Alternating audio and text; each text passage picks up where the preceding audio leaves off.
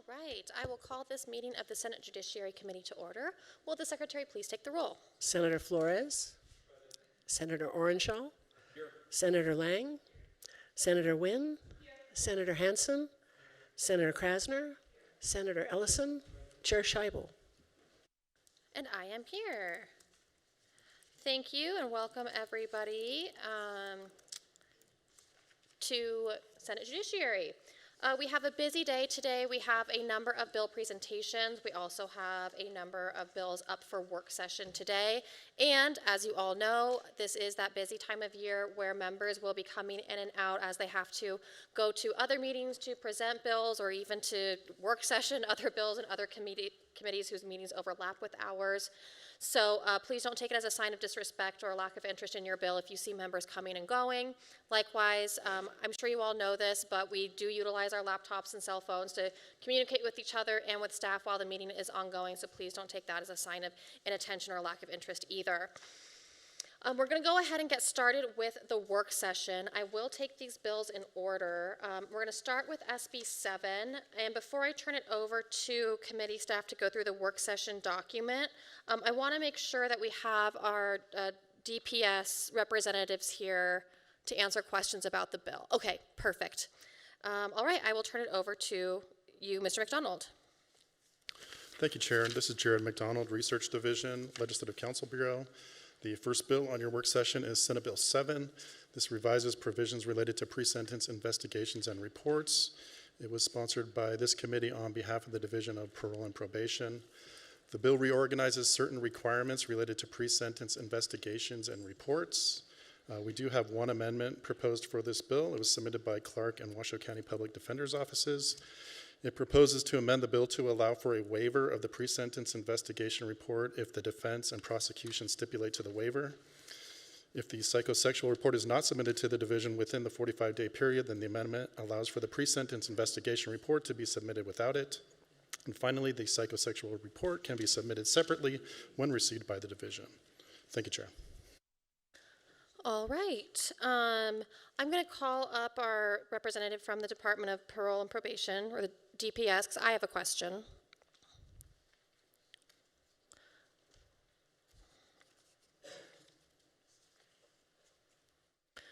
So we heard objections or opposition testimony from both the public defenders and the district attorneys during our hearing.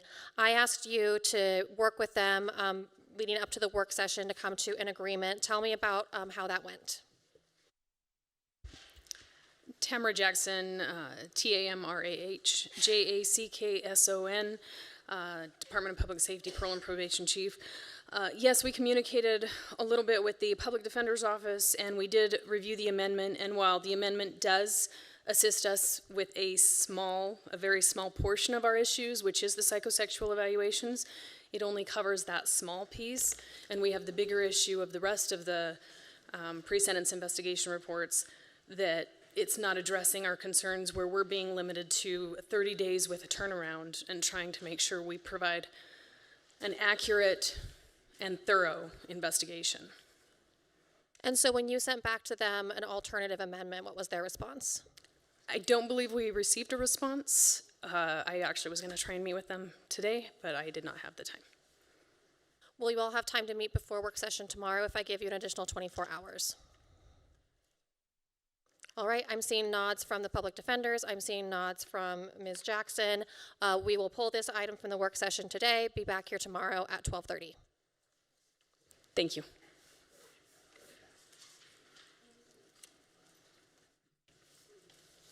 Next bill on work session is Senate Bill 17. This revises provisions related to specialty courts.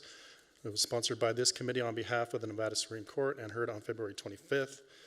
The bill expands the list of persons eligible for referral to a pre-prosecution diversion program to include persons who have previously been convicted, except for certain criminal offenses or previously completed or pre-prosecution diversion programs in the state.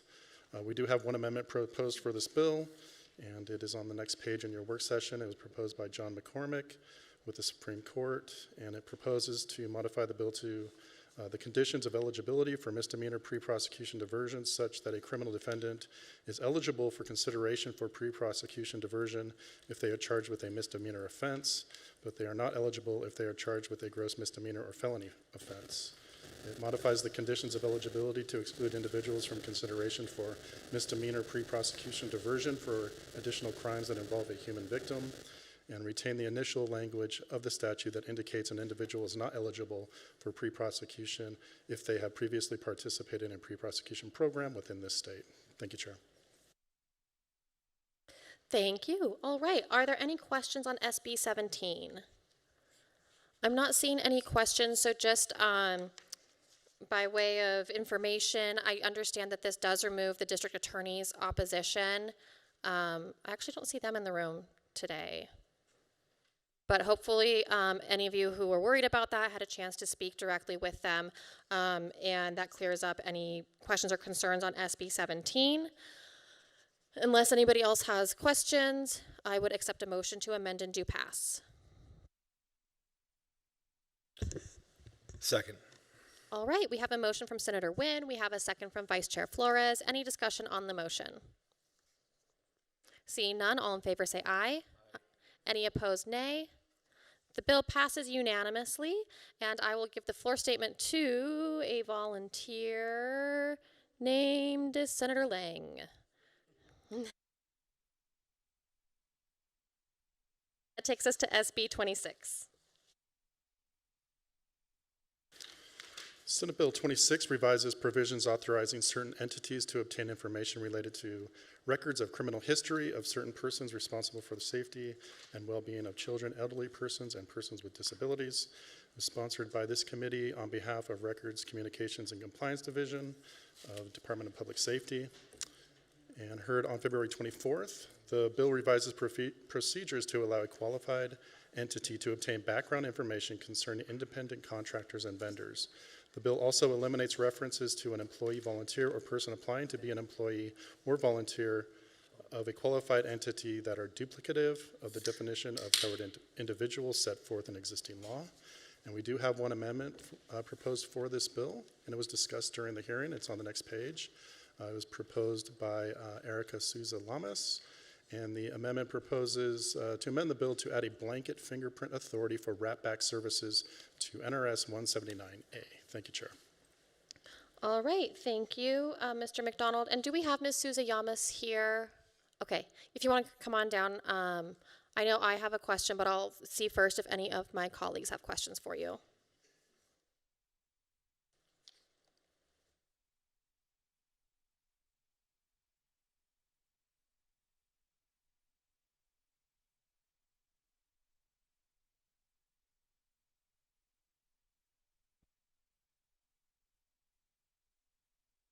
Thank you so much. So I think we touched on this during the hearing, but I still wasn't clear on the wrap back program. How long are the fingerprints stored in that database, and how long are they currently being stored in whatever database we're using?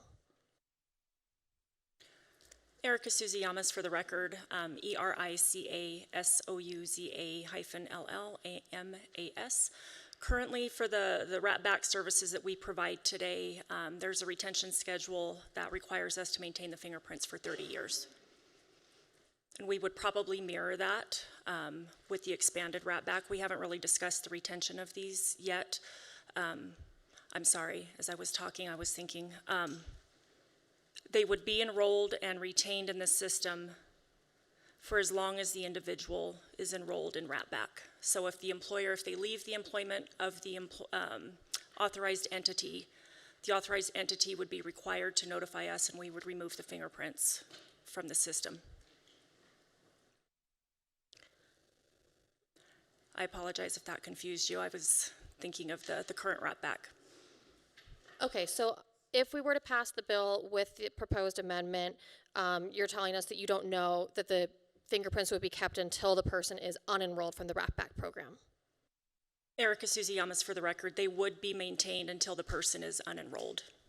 And we would, through audit, we would ensure before we provide any wrap-back information to the authorized entity, we would confirm that that individual is still employed. Okay. And I think that some of my members had expressed some concerns about that during the hearing, correct? Erica Suziyamas for the record. I don't recall that there were questions in reference to how long the fingerprints were taken, and I don't recall any questions in reference to the enrollment periods. I apologize. That's okay.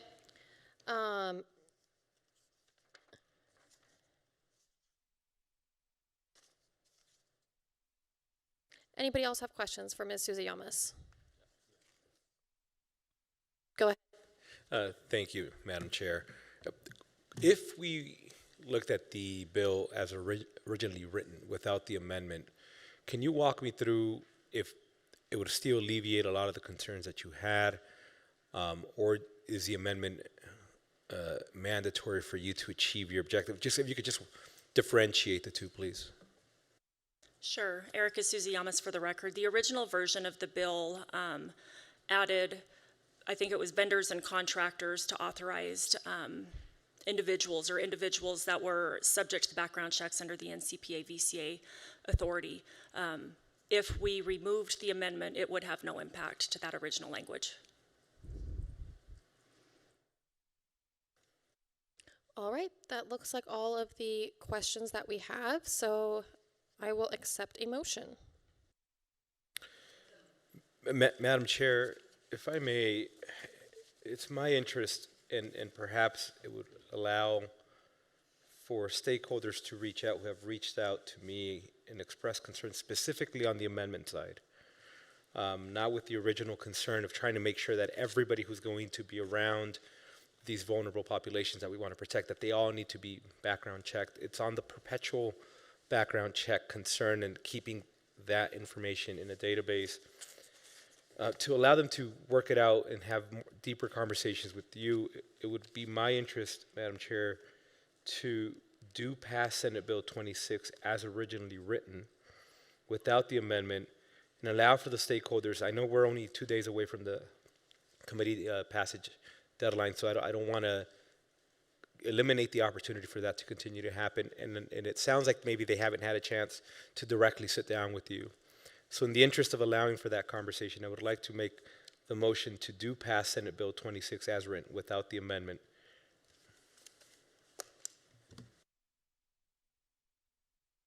We have a motion from Vice Chair Flores to do pass. Is there a second?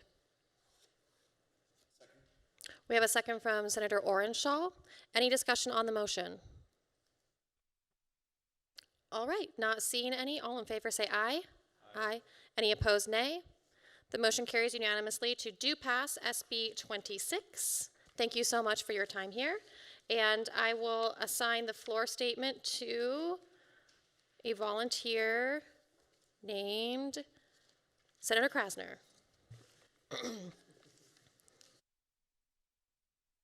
And that takes us to SB 141. Senate Bill 141 revises provisions related to local facilities for education. This was sponsored by Senator Scheibel and heard on March 24th. The bill requires the sheriff, chief of police, or town marshal responsible for the operation of a county, city, or town jail or detention facility to develop and implement a policy concerning the supervision, custody, care, security, housing, and medical and mental health treatment for prisoners who are transgender, gender nonconforming, gender non-binary, and intersex. And we do have one amendment proposed for this bill, and it was discussed in the hearing. This was proposed by Senator Scheibel, and will amend the bill to list the policy areas that a policy on transgender, gender nonconforming, gender non-binary, and intersex incarcerated persons must address, specify that where existing policies include provisions for transgender, gender nonconforming, gender non-binary, and intersex incarcerated persons, those policies may be incorporated by reference into the policy required by this bill. And finally, the amendment clarifies that counties, cities, and towns will not be required to build new facilities, but instead create these policies for use in their existing facilities. Thank you, Chair. Thank you. Any questions on SB 141? All right, not seeing any questions, I will take a motion to amend and do pass. Second. Okay, we have a motion from Senator Orenshaw. We have a second from Vice Chair Flores. Any discussion on the motion? Senator Hansen. Thanks, Madam Chair. I'm definitely a strong no on this, and I must say I think the amendment actually makes it worse. the language in here that says that the police at the jails or prisons cannot do an unclosed search for the purpose of observing an incarcerated person's genitalia. It's like, well, they do strip searches out of necessity all the time because people hide drugs, even weapons in some cases, and orifices on their body. And this just seems to me to go, once again, put way too much burden on the law enforcement people and create a whole series of potential lawsuits and just endless problems. I mean, I want to be humane and treat people well, but this bill puts so much burden on the law enforcement people as to make it almost impossible to be able to do just normal functions without running into some kind of a problem in state law that then they could be sued over, or some problem created. So while I do want to be humane about it, I think that this bill goes way too far, that the current language, which they've been incorporating now for several years, is completely sufficient. And so I'm a strong no on this one. I'm sorry. Any other discussion on the motion? Yes, ma'am. I think when we got into committee and we got into the discussion, you know, there was so many issues that were brought up, so I'm definitely a no. Thank you.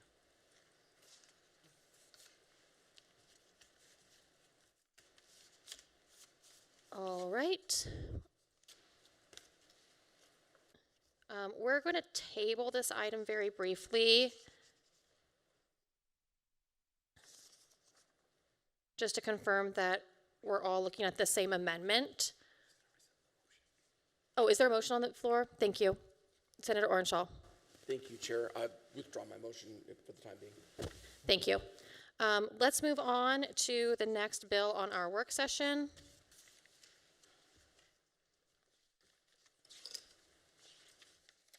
That is Senate Bill 303.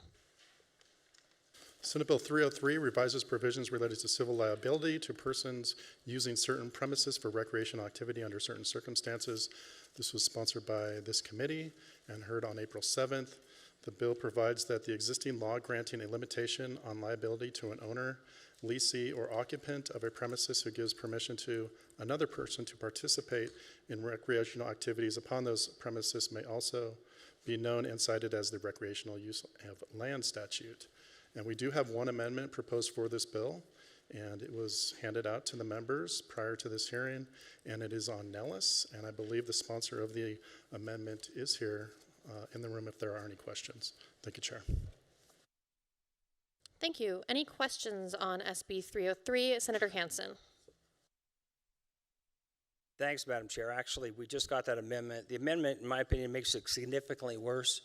Remember, the whole intent of the original law that we're trying to amend was to remove liability from people, especially people who have private land, to allow people to recreate on it. And the current law says very clearly that people that own the property owes no duty to keep the premises safe for entry or use by others for participating in any recreational activity, or to give warning of any hazardous condition, activity, or use of any structure on the premises to persons entering for those purposes. The owner, leasee, or occupant does not thereby extend any assurance that the premises are safe for that purpose, or assume any responsibility for or incur liability for any injury to person or property caused by any act of persons to whom the permission is granted. This amendment changes that completely, and what's going to happen, and I'm talking now just for private landowners, there's going to be a huge shift in potential liability, and it takes away the entire idea behind the original law. The whole idea was to allow people who have private property to allow people to recreate on that property without any liability whatsoever. And once we raise this bar of liability, then what people who have these types of properties are just simply going to deny the public the right to use them. So that's issue one. The other is the whole changes in expanding the liability for the government agencies. We talked at length about that in the hearing.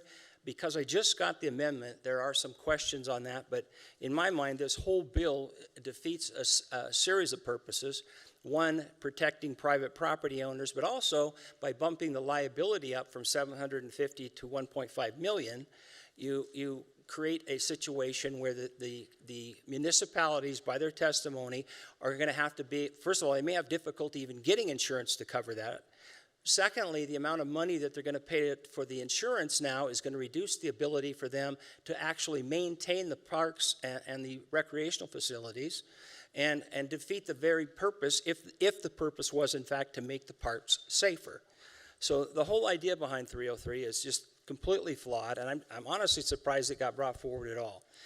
I don't think this is good for the state. It's definitely not good for private property owners. It seems to be only good for people that want to sue on liability basis, the individuals, both private and the municipalities, who testified exclusively. I don't think there was a single municipality in the state of Nevada that came and testified in favor of SB 303. So I'm a strong no on this one too, especially with the amendment, which makes it even worse. Thank you, Madam Chair. Senator Ellison? Yes, ma'am. I had a problem with this from the beginning. We used to, when we had the ranch, we'd always allow people to have different rodeos or 4-H groups or FFA kids or Christian women groups to come out and use the ranch or the arenas for private use. Under this bill, that would create a big problem or liability back to the ranch. And if this bill goes through, that would come to a dead end at that point. So I'm a strong no. Thank you. Senator Wynn? If I could just make it very clear, obviously I presented this bill during the committee, and the amendment as here is, I will say it's clearly a working document. I know that we did reach out to the cities and counties. Unfortunately, what they were asking for as a part of amendment was to, they were asking for interlocutory appeal rights to go directly to the Supreme Court, which we were willing to entertain for recreational immunity. However, they wanted all government immunities existing in statute and common law, which was well beyond the context of this. And so as far as expanding liability protections, I would just point out, I know that Senator Hansen had mentioned something about increased insurance caps from $750,000 to 1 point something million. This is not in this bill. I know that in another committee there was a bill that heard that, but there is no insurance premium caps designated in this bill. There's none of that in this bill. So I just wanted to make sure that that was very clear. Again, I will continue working on this, but this is as amended and how it was presented during the committee. Thank you. Thank you. Any other questions on SB 303? Not seeing any, I would accept a motion to amend and do pass. So moved, Madam Chair. We have a motion from Vice Chair Flores to amend and do pass. Second. We have a second from Senator Orenshaw. Any discussion on the motion? Senator Krasner? Chair, I am going to be voting yes to get this out of committee with the right to reserve and change my vote prior to floor. Thank you. All right. Senator Hansen? Madam Chair, I stand corrected on the liability. Senator Wynn is correct. I was thinking of a different bill. Nevertheless, my initial concern is still there. This is going to expand the ability for people to sue private individuals who currently will allow people to use those recreational opportunities on private property. And the law, the way it's written right now in statute, protects them almost exclusively for any liability. This is going to expand it, and all it's going to do is shut down the recreational opportunities on private property for ordinary citizens, because once a private property owner has an expansion of liability and going to get sued for allowing people to use his property, he is going to very understandably block at that usage. So I would still strongly urge people to vote no on this if we in fact want to encourage recreational opportunities in Nevada on private property. Thank you, Madam Chair. All right. Any further discussion? All in favor say aye. Aye. All opposed, nay. All right, the nays are Senators Ellison and Hansen. With that, the motion does carry to amend and do pass SB 303, and I will assign the floor statement to Senator Wynn. At this time, we will move on from our work session and we will go to our first bill hearing. I will also be taking the bills out of order somewhat. We will start with SB 371, and I would like to make sure that all of the members are looking at the amendment that should have been provided to you yesterday, but is definitely on your desk now. It is a gut and replace for SB 371. And please go ahead when you're ready.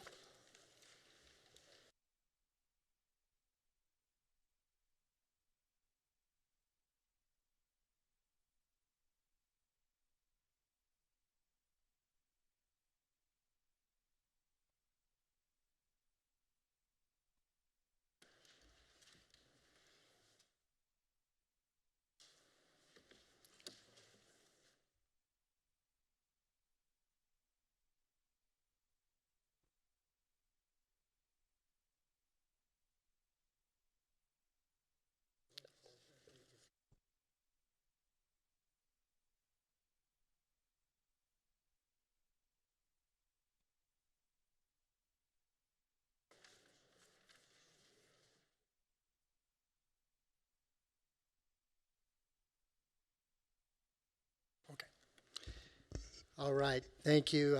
Good afternoon, Chair Scheibel and committee members. For the record, I'm John Steinbreck, representing Senate District 18, which is in Clark County. I appreciate the opportunity to present Senate Bill 371 today, which revises provisions related to crimes. I would also like to add that Senator Fabian Donate has agreed to co-sponsor on this bill. Senate Bill 371, as introduced, will be amended to delete all existing language and replace it with an amendment to revise NRS 207.200. There should be a conceptual amendment on Nellis, as well as a paper document I believe you've been supplied. Last session, this legislature approved SB 412, which added a look-back period for trespass warnings. Any person who willfully goes or remains upon any land or in any building after having been warned during the previous 24 months by the owner or occupant thereof not to trespass is guilty of a misdemeanor. This amendment will extend that look-back period from 24 to 36 months. Our Nevada economy is still and always will be heavily reliant on tourism. It is what we do the very best in the world. This bill is intended to increase our safety and security for our businesses, our visitors, and our amazing workers in our resorts. A crime committed in our resorts not only affects the direct victim, but threatens the livelihood of all Nevadans. I'm joined today with Nick Vasiliadis, and he'll also be presenting on this bill. Thank you, Chair, members of the committee. My name is Nick Vasiliadis, representing the Nevada Resort Association. Honored to be here with Senator Steinbeck to help present Senate Bill 371. After more than 30 years with Clark County Fire Department, nearly 5 years as chief, Senator Steinbeck intimately knows the situations first responders and law enforcement face every day and night in our state's tourism districts. His experience in this area is invaluable, and we thank you for joining us in this legislation, Senator. Together, we'll explain why Senate Bill 371 is critical to ensuring the safety of nearly 366,000 Nevadans working in leisure and hospitality across the state, nearly half of whom work directly in hotel casinos. There's no higher priority for resort industry than safety. We're always one bad headline away from an economic disaster. Resort employees want to feel safe at work and while walking to and from their workplaces, and that feeling is essential to their well-being. And safety is also vital to the resort industry's efforts to attract and retain great talent. I'd like to make it abundantly clear that the Las Vegas Metropolitan Police Department, the Reno Police Department, and many local, state, and federal law enforcement partners are doing an excellent job at keeping our tourism districts safe. The resort security teams work closely with law enforcement and act as a force multiplier in having a visible and effective presence to deter criminal activity and protect team members and our guests. Further, we appreciate the important role the District Attorney's Office plays in prosecuting these repeat offenders. However, there remain those career criminals that are not deterred, and despite all our best collective efforts, they continue to perpetuate crime. Over the past few years, the resort industry has worked with law enforcement, with district attorneys, and local jurisdictions to address recidivism in the resort areas. And while strong tools have been put into place, SB 371 will add another necessary tool to stop chronic trespassers who repeatedly commit crimes in tourist areas despite being trespassed or arrested over and over again. This legislation would update NRS 207.200 Section 1B regarding trespass offenses to extend the look-back period for warnings from the previous 24 months to 36 months. You might be asking yourselves, why 36 months? It's our experience over the past couple of years that 24 months is simply not enough time to provide a complete picture. Increasing this time frame allows law enforcement, prosecutors, the courts, resort security to identify specific patterns of behavior by chronic offenders and make more informed decisions in terms of the consequences, including the appropriate charges and sentencings needed to end this repetitive cycle. Law enforcement and resort security have witnessed firsthand a person trespass at one location, simply move on to another location down the street, and continue this same illegal conduct until they are noticed there and trespass there. And as we've seen before, they continue to just keep moving down the street. Further, if a person is not convicted, they are not subject to the order out corridors. We know from practical experience they will return to continue their activity. And with a longer trespass on record, we believe it gives law enforcement and security the much needed tool to remove them from the area over a longer period of time. Right now, repeat misdemeanors are consuming a lot of time and resources that would be better served elsewhere. We have habitual offenders who have been trespassed from resorts more than 100 times. This is diverting security's attention. It's also a huge blow to morale and confidence to the resort employees who see the same person on property committing the same crimes over and over again and not feeling like we're doing anything about it.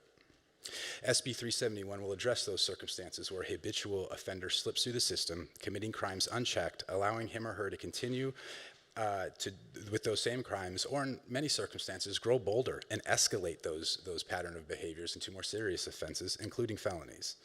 And it's the industry position that we just simply cannot allow this to happen.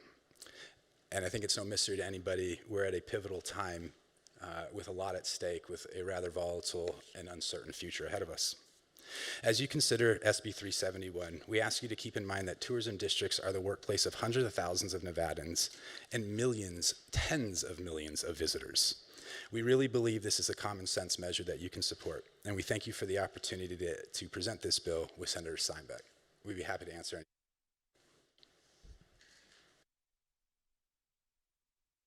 All right, any questions from members of the committee, starting with Senator Hansen? Thanks, Madam Chair. No, the original bill is pretty much gone, and the whole bill is just 24 to 36. The original bill I didn't have any real problem with. The problem with the new language, ironically, is the original one dealt mainly with property of a resort hotel. By bumping it up to 36 months for the entire state, it really dramatically impacts the rural areas too. And we have a bunch of problems right now with people claiming to own property that they don't own, at things that should be fenced that aren't properly marked, and people are being accused of trespass frequently on land that actually belongs to the federal government, BLM or Forest Service. And consequently, while this amendment is probably fine for populations over 700,000, a pop cap of some sort, to bump it up to 36 in my rural areas, I've got some issues with. If it was just limited to properties of a resort hotel or something like that, I'd be okay with. But because this is now statewide, adding that additional year, I got some issues. Is there any possibility of amending the amendment a little bit to keep it so that it's resort hotels or something, limited to Clark County, rather than for the entire state? Chair Nick Vasiliadis, through you to Senator Hansen, I think that's something Please go direct. Sorry, Senator Hansen, I think that's something we'd certainly be opening to considering. Yes, Okay. sir. Well, just a thought. I just heard about the bill and just read the amendments. Like everybody's got a big pile this big. So my apologies for not reaching out earlier. But yeah, if you could do something like that, it'd make the bill a lot more palatable for those of us who represent rural areas and have issues with people being accused of trespassing. And in many cases, they are not guilty at all of that. Thank you, Madam Chair. Other questions? I'll go to Senator Wynn first.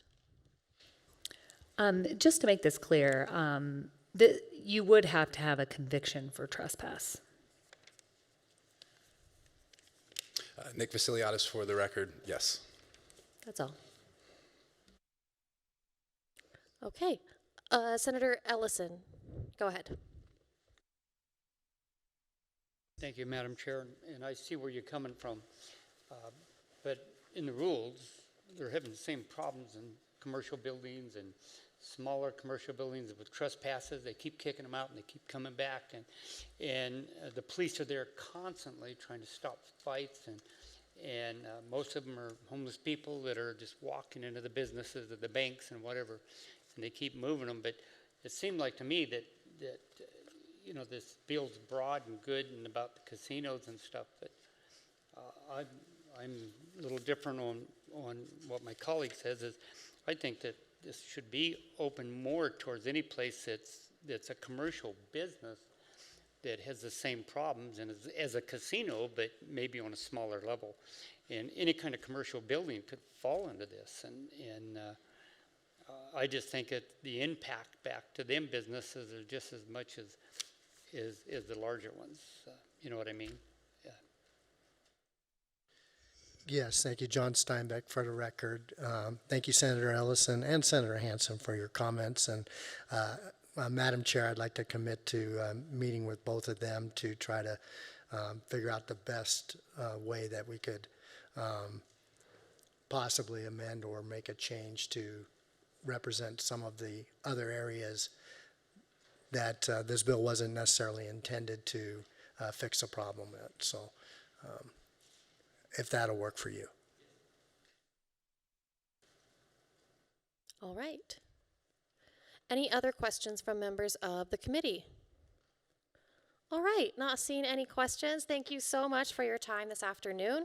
We'll move to testimony in support of SB 371 as amended. Anybody wishing to give support testimony is invited down to the front now to do so. Since we do have such a busy day, I am going to ask you to limit your comments to 2 minutes each. Please go ahead whenever you're ready. Afternoon, Chair and members of the committee. My name is Joshua Martinez. I'm with the Las Vegas Metropolitan Police Department. Everything that was presented, we agree with. This would give us a tool in our tool bag as law enforcement to be able to deal with the repeat offenders that frequent, locations and reoffend on the trespassing. So we support this measure. Thank you. Good afternoon, Madam Chair, members of the committee. For the record, my name is Erin Midby, Vice President of Government Affairs for Boyd Gaming, and in the interest of time, I will echo everything that my colleague Nick Vasiliadis said and put on the record. We do think that keeping our tourists and our team members safe is of utmost and paramount importance to us, and this gives another tool to be able to help do that and combat some of this habitual crime. So thank you.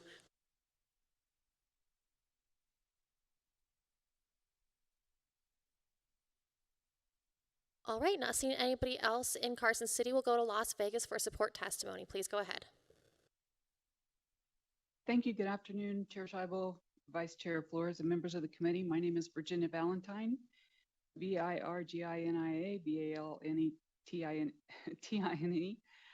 and I'm President of the Nevada Resort Association. And I want to thank you, Chair Scheibel, and the members of the committee, and especially Senator Steinbeck for bringing this bill today.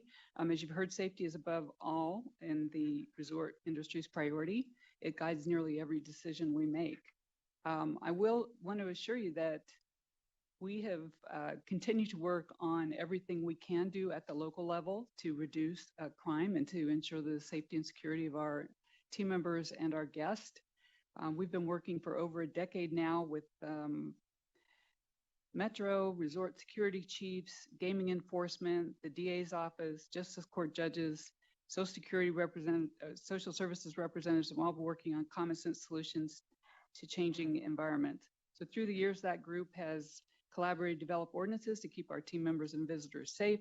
A few examples include addressing handbillers, securing obstruction-free zones for pedestrians, creating pedestrian flow zones, the Order Out Ordinance, Resort Court, and most recently in 2023, asking this body to expand the look back at offenders' history of trespassing to 24 months.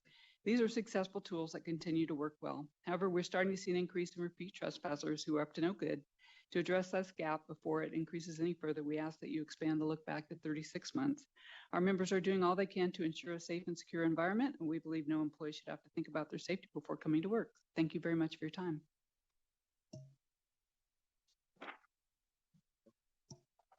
Good afternoon, Chair Scheibel, members of the committee. It's Jason Gray, Vice President, Government Affairs from MGM Resorts International, here to testify in support of the amendment to SB 371.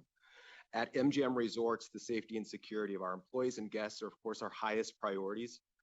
With approximately 45,000 team members based in Las Vegas who spend an average of 25 to 30% of their daily lives with us, we're dedicated to creating a safe and secure environment where everyone can feel protected.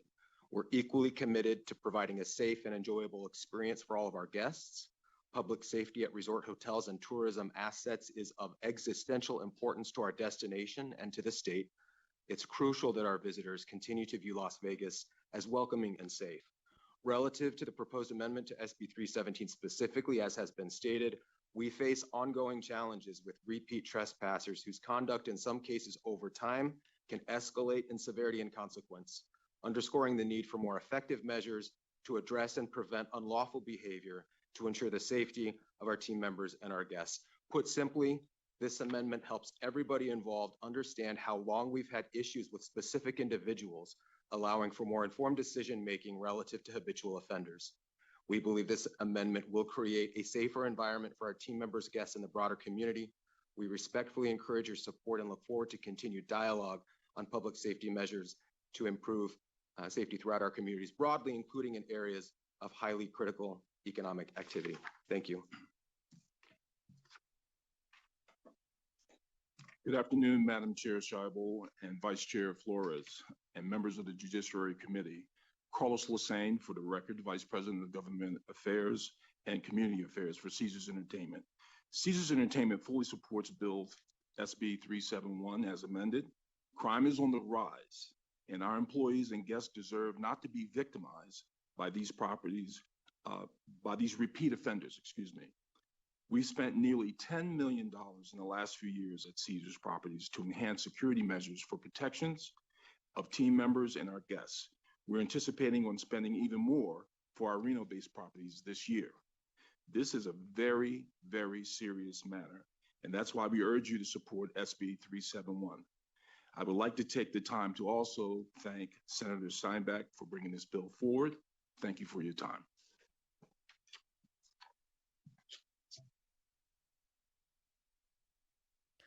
All right, I don't see anybody else coming forward to give support testimony in person on SB 371, so we will go to the phones, please, for support testimony on SB 371. Thank you. If you would like to testify in support of SB 371, please press *9 now to take your place in the queue.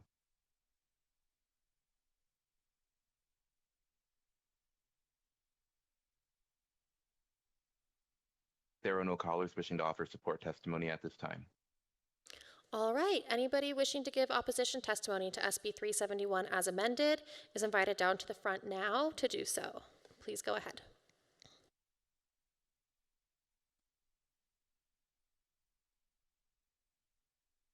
Good afternoon, Chair Scheibel and members of the Senate Judiciary, Paloma Guerrero, P-A-L-O-M-A-G-U-E-R-E-R-O, on behalf of the Clark County Public Defender's Office. In 2023, in Las Vegas, we created a special court. It was called the Strip Corridor Court, where if any offense was committed on the Strip Corridor, it went to that single court.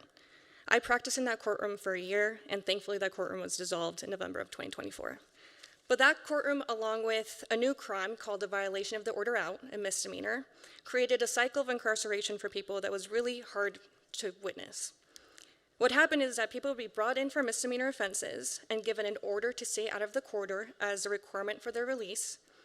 But most people were unhoused, and as some of you may know, we have a huge population of our unhoused community that live under the tunnels on the Strip, and the entrances to those tunnels are also on the Strip. So they would be found on the Strip and in violation of that order out and be brought into jail, and then given that new misdemeanor of violating that order out, and it would just create this cycle of just being released, being found on the Strip, being brought back, spending time in jail, and each time that jail time was longer and longer and longer and longer. And the cycle would just continue and continue and continue. because we also didn't give them any resources. We don't have the resources to give or treatment options for people. So we're just creating this cycle of incarceration without giving people a way out, a way to resolve their issues or to stop this sort of cycle. 2 years is already a long time for a trespass. I think 3 years is only going to, again, get more people into the cycle of incarceration where we don't have any sort of treatment options or any sort of resources to get people a way out of that cycle. Thank you. All right, I don't see anybody else coming forward to give opposition testimony in person in either Carson City or Las Vegas, so we will go to the phones for opposition testimony on SB 371. If you would like to offer testimony in opposition to SB 371, please press star 9 to take your place in the queue.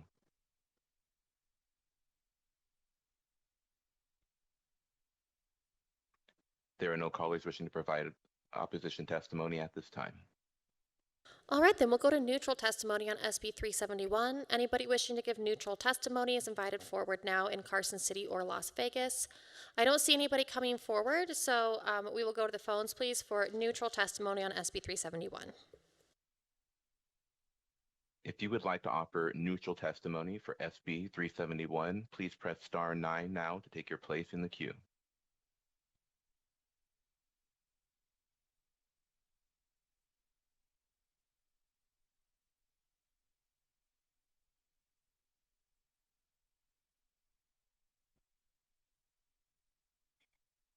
Hello, pardon me. My name is Sam Sanchez. I'm a resident of Las Vegas. Hello, committee members. I apologize. It's my first time attending, so I'm not really sure if there's any decorum I'm missing here. From listening to the arguments here, I've worked on the Strip for a couple of properties. I was trying to, submit an opposition to this bill originally there. It does sound like this is not something addressing the true cause. If there's homelessness and homeless people, approaching and entering these casinos. Of course, I understand the casino stake and, wanting that something to be taken care of. And as a former employee of several, casinos as well, I can understand that viewpoint as well. However, I do agree that this is not a measure that might, help the root cause of this. Homelessness is going to be on the rise, given the direction that we're seeing the economy here, and then just to feel people further and further into jails with longer and longer, consequences onto that without providing any support, doesn't really seem like it's tackling the true problem. It might just be exacerbating it. And in addition, I don't see how this bill as it stands would help in rural areas, given that, a previous message before. I would hate for this to go through and, on top of all my reasons for opposing it now, also see it, causing more problems in rural areas because, we just didn't look to see that rural areas are affected differently from cities, and that needs to be looked at there. Thank you very much for allowing me to speak.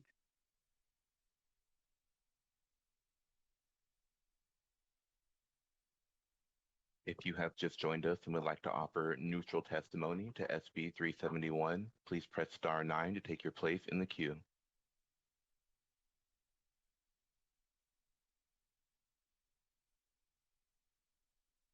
There are no further callers wishing to provide testimony at this time.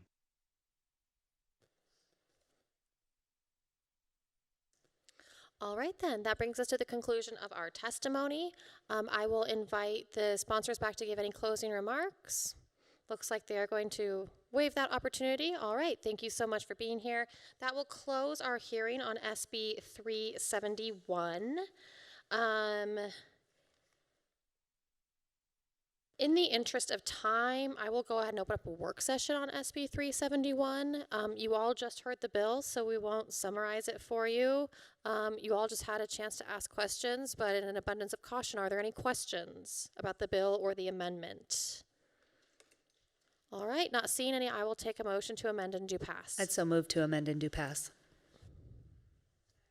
Second. All right, we have a motion from Senator Nguyen. We actually have a second from Senator Lang. She was quieter, but she was quicker. And so, any discussion on the motion? Oh, Yes, Senator Hansen. Thanks, Madam Chair. No, we just want to, the bill sponsor did confirm that he will try to work to get an amendment, figure out a way to carve out some of the rural folks on the trespass issue. So just want to make sure as we vote and move this thing forward that that is in the works. He is nodding his head yes. I'll also just suggest that we're limited in the carve-outs we can make geographically due to, the constitutional protections we all have to equal treatment, but I understand what you're saying. Correct. No, I went over that with Mr. Wilkinson, and he told me what I could and couldn't do, and that one of the things I wanted to do, I can't, so we'll try to come up with something, though. Sounds excellent. Thank you, Madam Chair. Any other discussion? All right, all in favor, aye. Aye. Any opposed? All right, the motion passes unanimously. I will assign the floor statement to Senator Steinbeck. And with that, we will move into a hearing on our next bill on the agenda.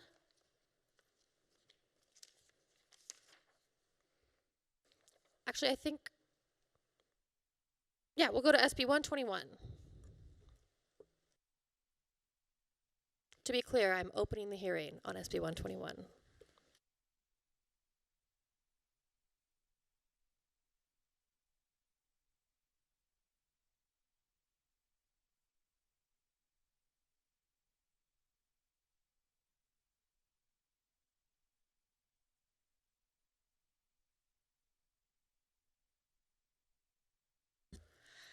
Okay, good afternoon.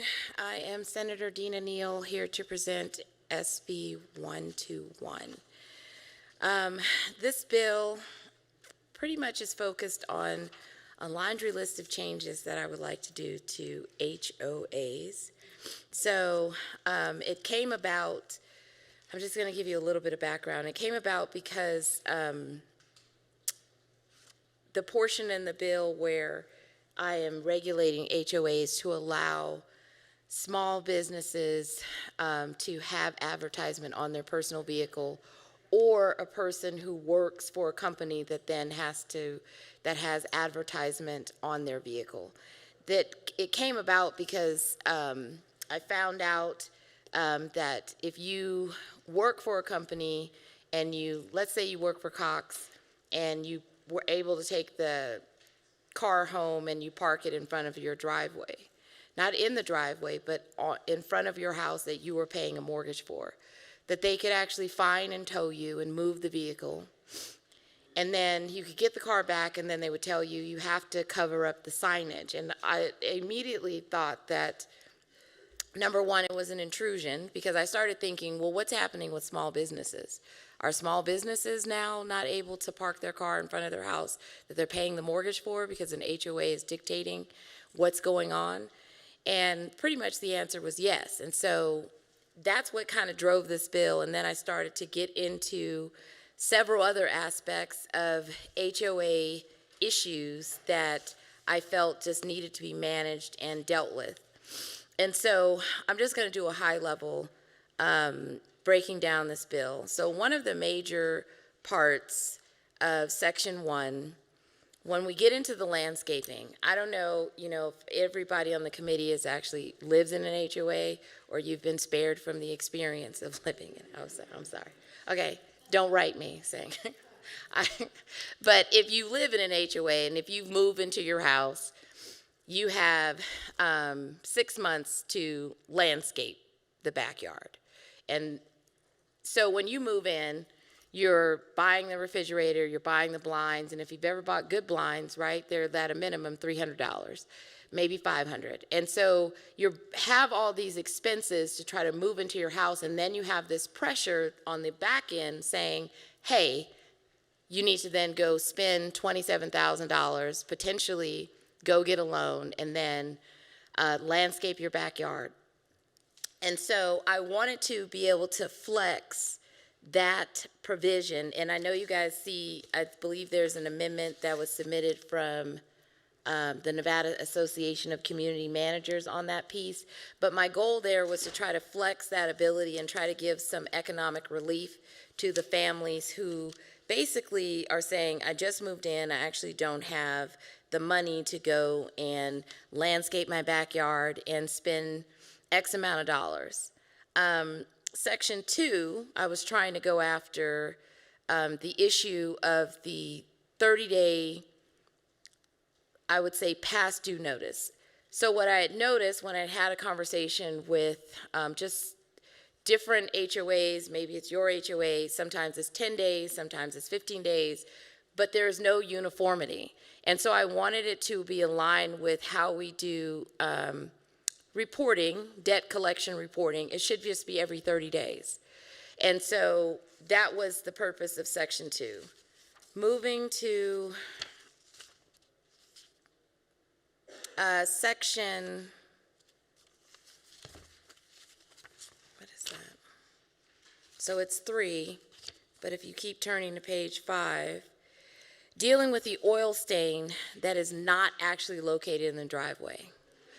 Oh my God, listen, I could tell you the woes of the HOA space in this, but ultimately, I spend a lot of time just talking to just regular human beings that are saying, why is it exactly that on the black asphalt, I am being told that I have to go clean the oil stain off of the asphalt, which technically doesn't belong to me, and it's not like it's in my driveway. And I just want to make it clear for all of the very, very special HOAs that are very intricately involved in their lives of the people in which they manage and charge fees to, who drive around the neighborhood and look for anything that seems out of order, that we are going to make it clear that if it's on the actual black asphalt,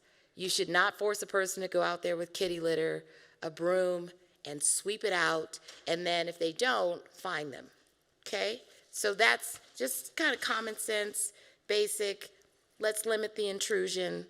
And then in section, which is still apparently the longest, well, section 4, which is how I started off, which relates to how the businesses who have advertisement on their car, and then also if you're an employee that has the advertisement on their car. And if you see the exception, there were long conversations where we had a conversation, well, what if it has pornographic images, or what if it's a cannabis car? And I was like, if we start going down the sliding scale of everything that is offensive, no one's gonna have a car, right?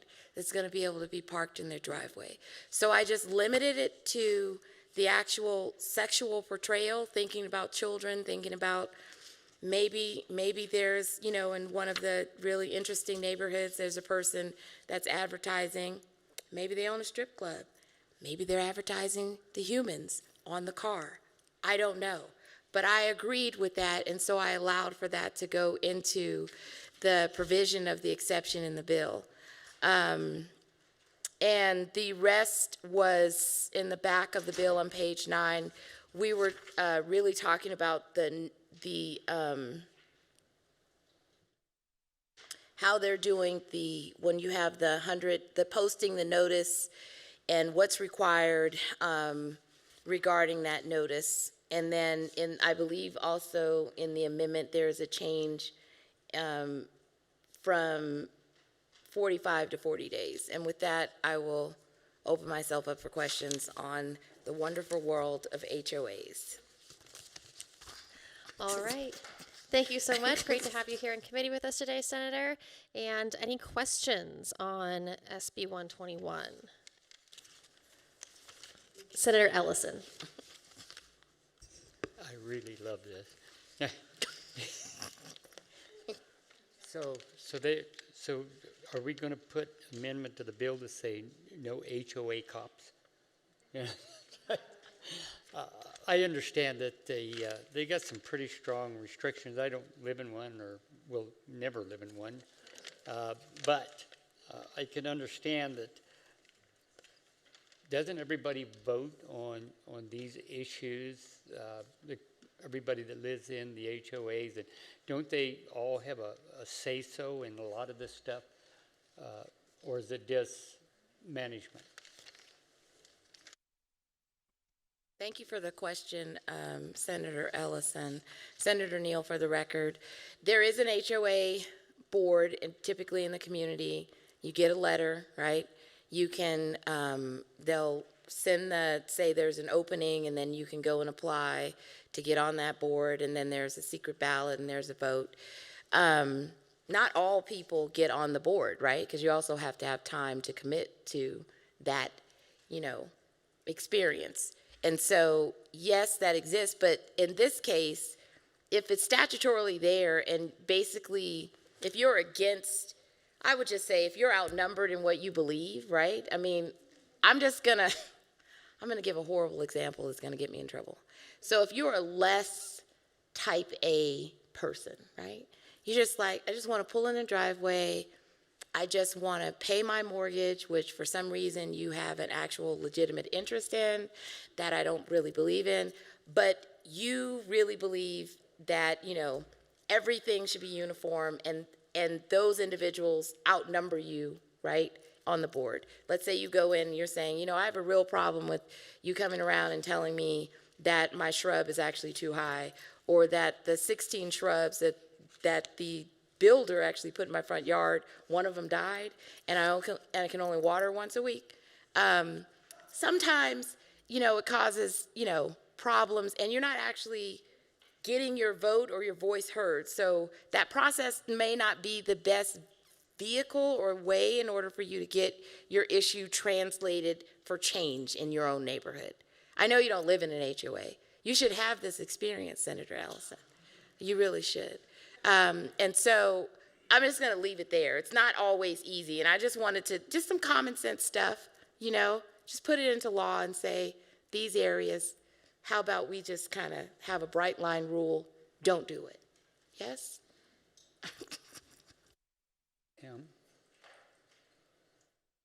Quick comment. But the problem is they don't let you have horses and cows in it, so there I'm done.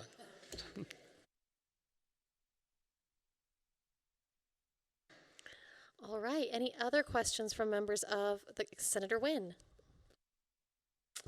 I unfortunately do not live in an HOA now, but I have lived in an HOA, and I've, personally experienced some of these ridiculous interests, community interests, I guess I should say, that are propagated by the HOAs and doing this. So I appreciate the intent that you have behind this bill. Did you have any other considerations of things that you wanted to consider? I've heard horror stories about people being fined because birds flying through their neighborhood pooped on their driveway and they didn't clean it up fast enough and got fines for that. So I'm curious if you had heard other things. I've heard the oil, stains and, work vehicles from home and any of those kind of things. So I'm wondering if you've had any other things that you've considered or would consider. Thank you for the question, Senator Wynn. Senator Neal, for the record. I'm just going to keep it right here. The opposition that I may or may not have, or the delicate support that I currently have on this version, I think I would rather like to keep it.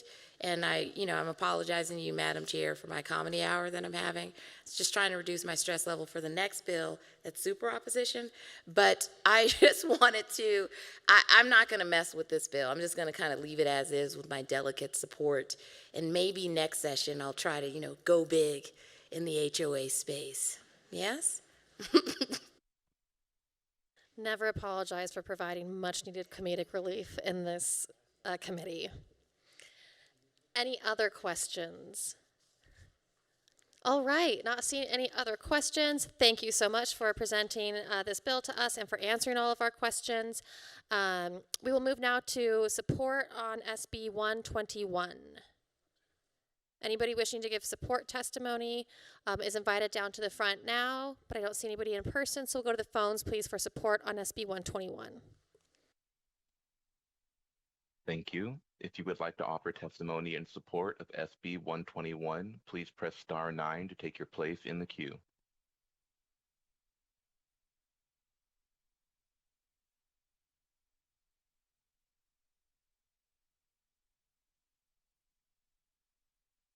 Hello again, members of the committee. I would, again, my name is Sam Sanchez.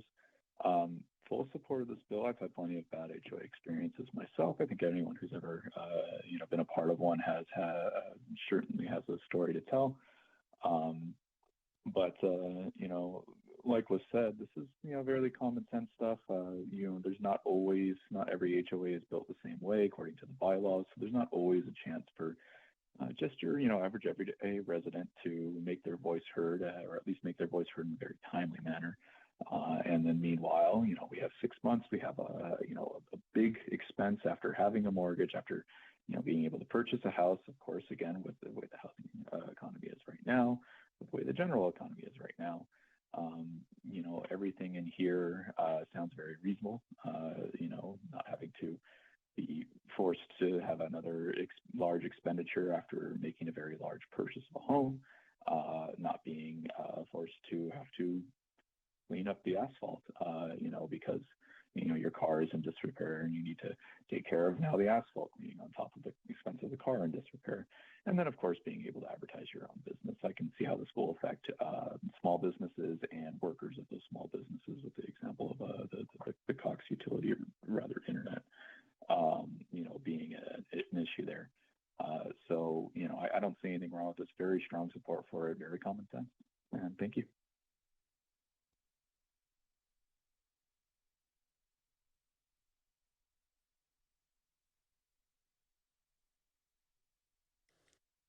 Greetings to the chair and to the committee. Kelsey West for the record.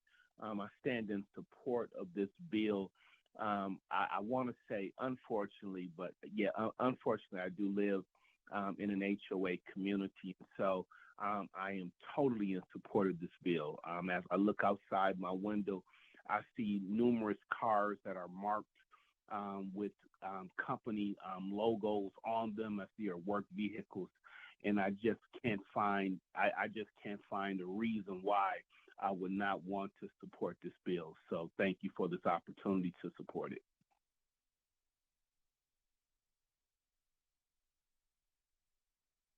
There are no more callers wishing to offer support testimony at this time.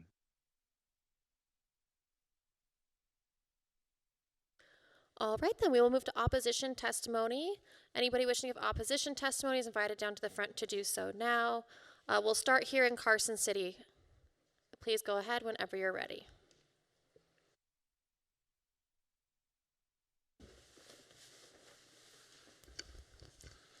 Good afternoon, Madam Chair, members of the committee. For the record, Garrett Gordon, today representing the Community Association Institute, advocates for approximately 3,000 associations in the state of Nevada.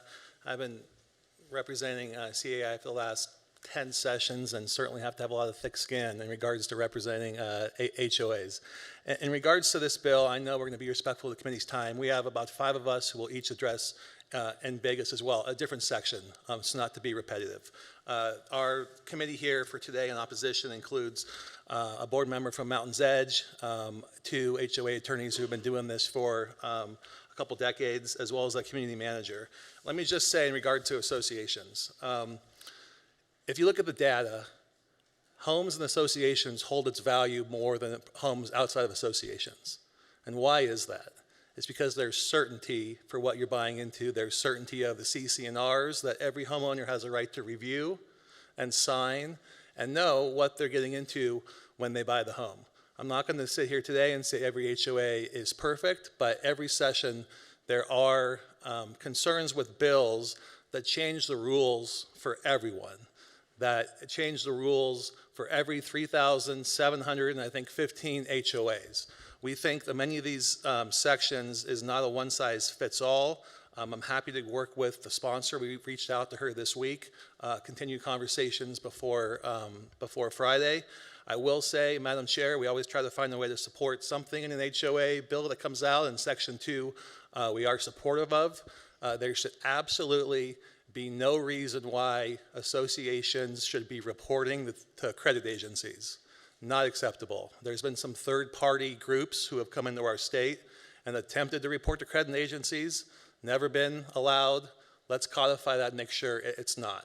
But the other issues with regards to landscaping really should be on a case-by-case basis. In regards to what kind of car, with regards to oil stains, you know, the issue is if there's an oil stain on association property that was caused by, willfully caused by, if you look at that section in law, it's not just negligent, it's not an accident, it has to be willful. If you willfully park a car there that's been leaking oil for 5 days straight, I would argue that person should be responsible, not all the other homeowners have to chip in and fix the issue. That's willful, it's not negligent. And I would end with, there is a good reason too for HOAs, is it takes the burden away from municipalities. Municipalities don't have to clean those roads up here, don't have to do snow removal, don't have to clean the gutters, don't have to worry about landscaping, don't have to pay for the water. The homeowners absorb all of those costs, not the municipalities, for homes and communities that are outside of HOAs. So with that, Madam Chair, I'll pass it over to Tanya here to my left, and we have a few folks in Las Vegas, and I'll commit to you, as I always do, we'll work with the sponsor between now and Friday. Thank you.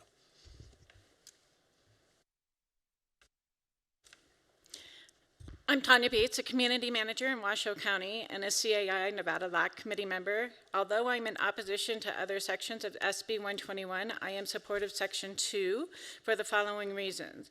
Firstly, the amendment introduces critical protections for homeowners by prohibiting the charging of late fees sooner than 30 days after an obligation becomes past due. This provides a reasonable grace period for homeowners to address any oversight or temporary financial challenges without immediately incurring additional penalties. It acknowledges that life happens and a slight delay in payment should not be met with swift financial repercussion. Secondly, and equally important, the amendment prevents associations from reporting any past due obligation to credit reporting agencies. The potential damage to a homeowner's credit score due to a relatively minor HOA debt is disproportionate and can have long-lasting negative consequences on their financial well-being. This provision ensures that HOA disputes are resolved within the community framework without unfairly impacting a homeowner's creditworthiness. I am opposed to the oil stains section. While the intent of the broader section might be to protect homeowners from assessments for damage caused by certain service providers, this specific exemption for oil stains on common areas based solely on location, not being on the driveway, undermines the community's aesthetic standards, shifts financial responsibility unfairly, and reduces accountability. Additionally, cleaning oil stains in front of your home demonstrates pride and ownership. My vehicles do not leak, but my neighbors do. I still clean the oil stains on the street to prevent oil from being tracked into my home. It's a maintenance obligation for home ownership. This bill should seek a more nuanced approach focusing on reasonable cost and clear responsibility for damage, regardless of the location within the common areas, which would benefit the community as a whole. Thank you for your time. And thank you for joining us. Anybody else wishing to join us in opposition? If you could please come forward. In Carson City. Seeing none, we'll go to those of you in Las Vegas. Whoever wishes to go first.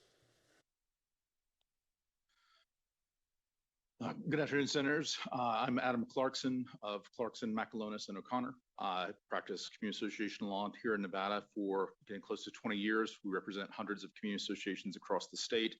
I am the chair of the Community Associations Institute Legislative Action Committee. I'm here today in that capacity. I'm going to touch on sections 1 and 5 of the bill.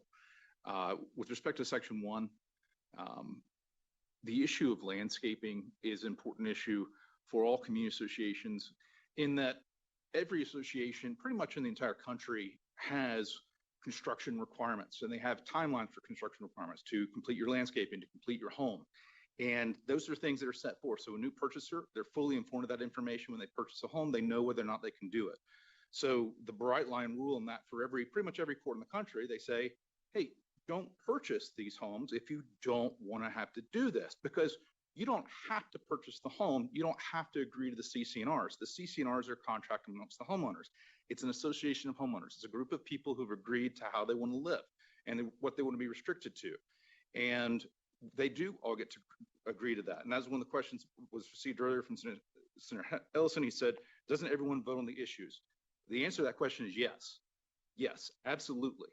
Every association in Nevada is governed by CC&Rs, and the members of the association, the homeowners, they can change those CC&Rs. So whenever you receive a request like this to change something that's specific to CC&Rs, because not all associations have construction requirements at the beginning, But whenever you see that you're receiving a request to change something where everyone in that community won't agree with that individual, the board won't agree with that individual, so they're now coming to the legislature to force their neighbors into this. And keep in mind, you're protecting people that bought something they couldn't afford in the first place, knowing that they couldn't afford it, while at the same time you're harming their neighbors who purchased. They're excited. It's their first new home. They were so happy to get their new home. They saw all the drawings and the markups, and they thought, oh, they're going to be in this beautiful community. But now they're not going to be in this beautiful community because you've taken that away from them, because now people don't have to complete their landscaping, and they're going to have those blights in the neighborhood. So that's a problem with this issue to the core. The other issue is Section 5. Section 5 precludes an association, and particularly association community manager, from being able to terminate their contract and end their contract without a 45-day notice to the membership of the termination that's sent out about that termination. Now, the manager might not be getting paid. So if the manager's not getting paid, you're passing a bill that's going to compel someone to work without getting paid for 45 days, which is not appropriate. The manager may be terminated because the association is doing something unlawful. You've heard a lot of nightmare stories. There are problem HOAs, and managers will terminate those HOAs because they don't want to have a relationship with unlawful activities. You're restricting these managers and forcing them into those positions to be stuck with them. Same thing on the other side. Let's say you're the HOA and you want to terminate your manager. Let's say the manager refuses to hand out pool keys and they won't get the pool keys out in a timely fashion. Now you can't terminate them for 45 days. You've now run out half your summer on the 45-day termination. Now you finally get new management that can get your pool keys out. So it's just a fundamentally bad concept. We would be happy to work to change and improve things and make things smoother, and we're always open to any possibilities of that. Thank you for your time. Thank you for joining us. Next person in opposition, please. Hello, thank you, committee, for your time today. My name is Gregory Kerr. I'm an attorney with the law firm of Wolf, Rifkin, Shapiro, Schulman, and Rabkin. I've been an attorney with the law firm since 2007. My area of practice is exclusively representing homeowners association. I am also the vice chair of the Community Associations Institute Legislative Action Committee, and I'm testifying here today in that capacity. I heard the opening statements from Senator Neal and the motivations behind the bill, and I just want to make something clear to the committee. There is nothing in this bill that addresses fines. If that were the intent of the bill or of Senator Neal, then the bill needed to be revised or drafted differently. There is no prohibitions here in this bill against imposing any fines on any homeowners. My comments here today are going to specifically address sections 3 with regards to the oil stains and section 4 dealing with the commercial vehicles. This bill seeks to amend a statute. That statute is NRS 116-3115 subsection 6.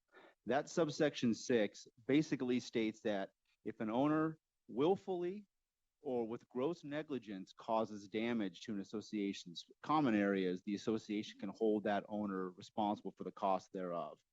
I don't see what is objectionable about that. If somebody willfully or with gross negligence causes damage to association property, whether it's by oil stains or by battery acid or by fireworks or any other means. And again, this subsection 3 of the bill does not address fines whatsoever.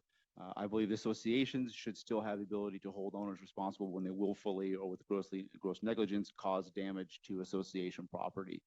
As to section 4, dealing with the commercial signs on vehicles, this section seeks to amend NRS 116.350. And basically what that statute does is it provides an exemption from associations' parking rules that allows certain vehicles to park anywhere in the common area that are designated for parking spaces. Those vehicles that are exempted, that are defined in that statute, include utility vehicles, law enforcement vehicles, and emergency vehicles. And it makes sense to exempt those vehicles because all of those vehicles need to be used by the owners, or the registered owners of those vehicles, to respond to crimes and medical emergencies, or if there's a downed power line or a broken water main line. There's exemptions in the statute to allow folks to keep those vehicles at their properties to respond to those types of emergencies. a vehicle that simply has a commercial sign on it, for example, Greg's Notary Service, mobile notary service, that's not a vehicle that needs an exemption in the same way that a law enforcement vehicle does, or emergency vehicle, or a utility vehicle. And many associations that I represent, one of the biggest consistent problems they have is parking, because developers build a lot of units and no parking. So association boards are forced to put in place oftentimes strict parking policies. I, for example, live in a homeowners association that has such a policy. My association says, first you got to park your vehicle in the garage. Then you can park on the driveway, but in no circumstances can you park in the guest parking areas, because it's limited. So residents can't park there. What this bill would allow me to do is take a magnet that says Greg's Mobile Notary Service, stick it on my door, and now I can park anywhere I want in the community, despite the fact that associations have very limited parking and deal with parking issues consistently. I wish that Senator Neal would have worked with CAI on this bill before it came out. I think that there are areas that we have agreement on in terms of the concepts of where Senator Neal is trying to get with this bill. Unfortunately, the language as it's written does not come close based on what I heard the purpose of the bill was. I'm hopeful that between now and when this is voted on, if there's some opportunity for Senator Neal to work with CAI, I would greatly appreciate it, and I know the rest of the committee would. I think we could come up with a bill that that would make both sides comfortable. So I appreciate the committee's time on this, and thank you.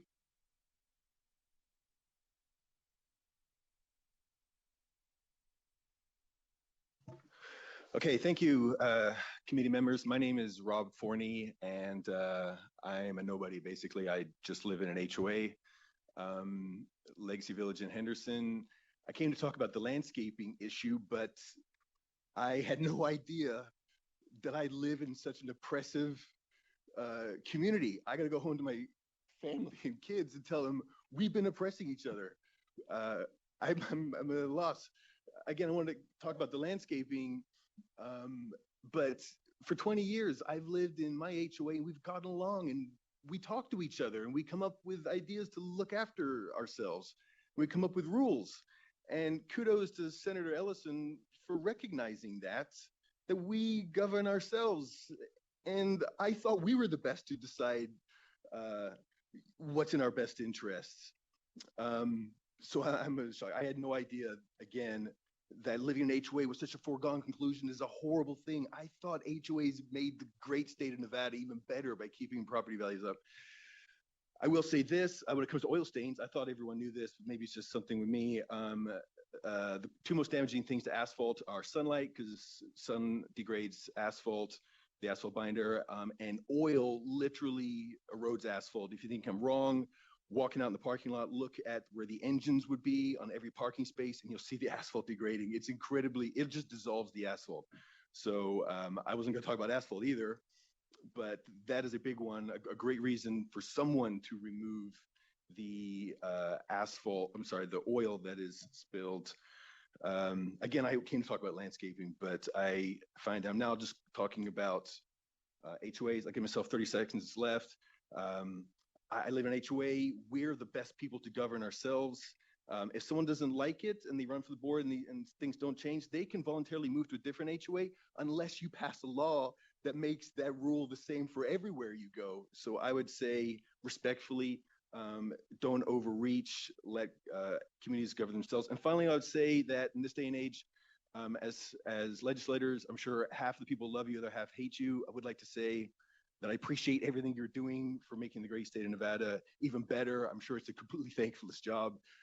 Thank you so much for listening to me. I was born in foreign country. I'm a U.S. citizen. It's amazing that you guys will listen to me right now and take what I have under consideration. So thank you very much. Keep up the hard work, but I think you guys are off base on this one. Thank you. My name is Mark Leon, and I am a homeowner board member and board president of Mountains Edge Master Association, a community of 12,000 single-family homes in Southwest Las Vegas. I am opposed to SB 121, Section 1. A 3-year delay is a ridiculously long time for a property owner to delay backyard landscaping. People who purchase brand new builds know there will be expenses after moving in. An example would be window coverings. Would you delay covering your windows for 3 years? If landscaping your backyard is too much of a burden for you to handle, then buy a house that is already landscaped. The thin layer of rock language is equally silly. How big is the rock? How thin is the layer?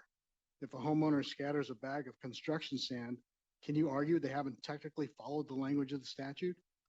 This section only has the effect of pandering to homeowners who are too lazy or too unwilling to follow through on their obligation to the community, and that directly affects the property values of their neighbors who are working hard to build value in their new homes.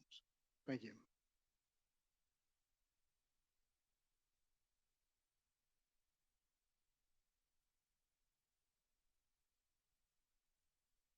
All right, not seeing anybody else to give opposition testimony in person, we will go to the phones, please, for opposition on SB 121. Thank you, Chair. If you would like to provide testimony in opposition to SB 121, please press star 9 to take your place in the queue.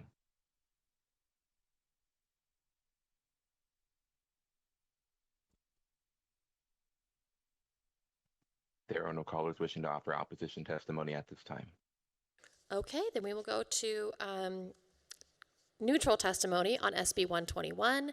Anybody wishing to give neutral testimony is invited forward to do so now. I don't see anybody here in Carson City, but we do have some. Oh, we'll start in Las Vegas for neutral testimony. Come on down in Carson City. Don't waste time. Come on down. We're going to come up here next. So we'll start in Las Vegas. Please go ahead. Chair, members of the committee, Samantha Barnes on behalf of the Nevada Association of Community Managers. We are happy to see Senator Neal back in the building. This has been a work in progress since the interim. We appreciate her willingness to work on the bill with us and bring us to a neutral position. Thank you. Thank you. All right, now we'll come up to Carson City. Please go ahead.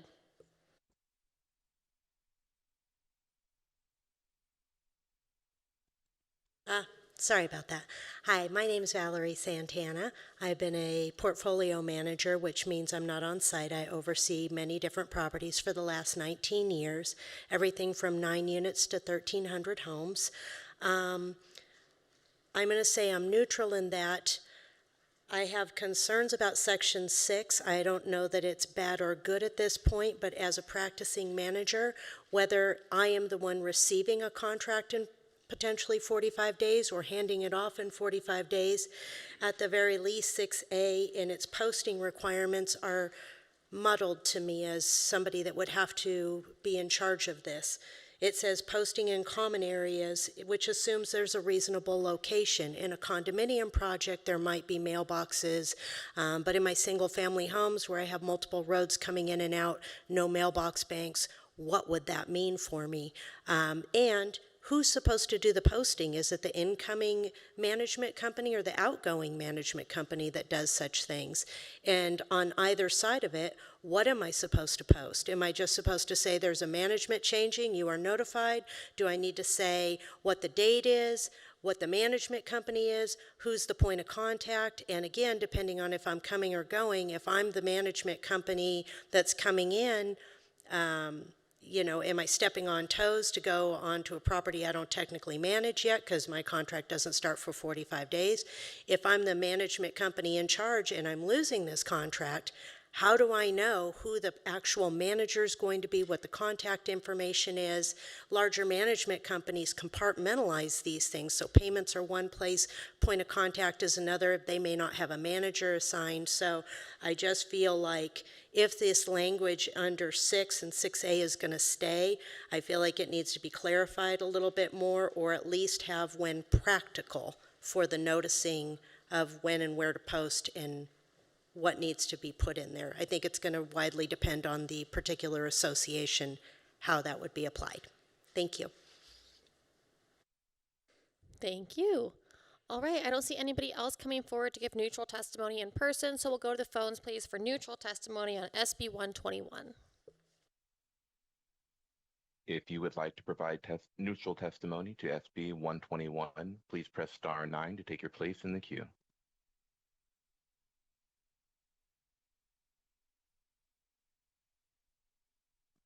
There are no callers wishing to provide neutral testimony at this time. All right, then that concludes testimony on SB 121. If the sponsor would like to come down and make any closing remarks, we welcome you to do so now.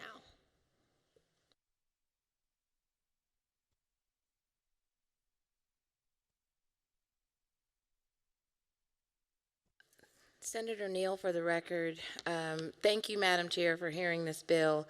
I want to note a couple of things. Number one, if you see at the top of the bill, it was pre-filed, right? So January 28th. Technically, I was still in the building until February 18th.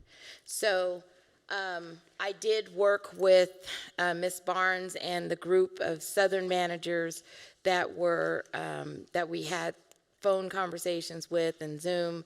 And the Section 6, that was language that they provided to me because there was an issue of when management companies change and giving notice and making sure that the homeowners now know there's a new management company that has taken over, and now your payments are now to a different individual, different company, could be a different website, and just having the capacity to move things in, exchange information and homeowners know. And they were saying that it's a problem on when they were actually getting notice, that sometimes it would be, they wouldn't even turn anything in actually. And so we worked on that section and decided we would come up with information. I actually slightly took offense to the idea that you shouldn't buy the home if you can't afford to landscape your backyard, which basically is telling somebody that when you see the CC&Rs, that,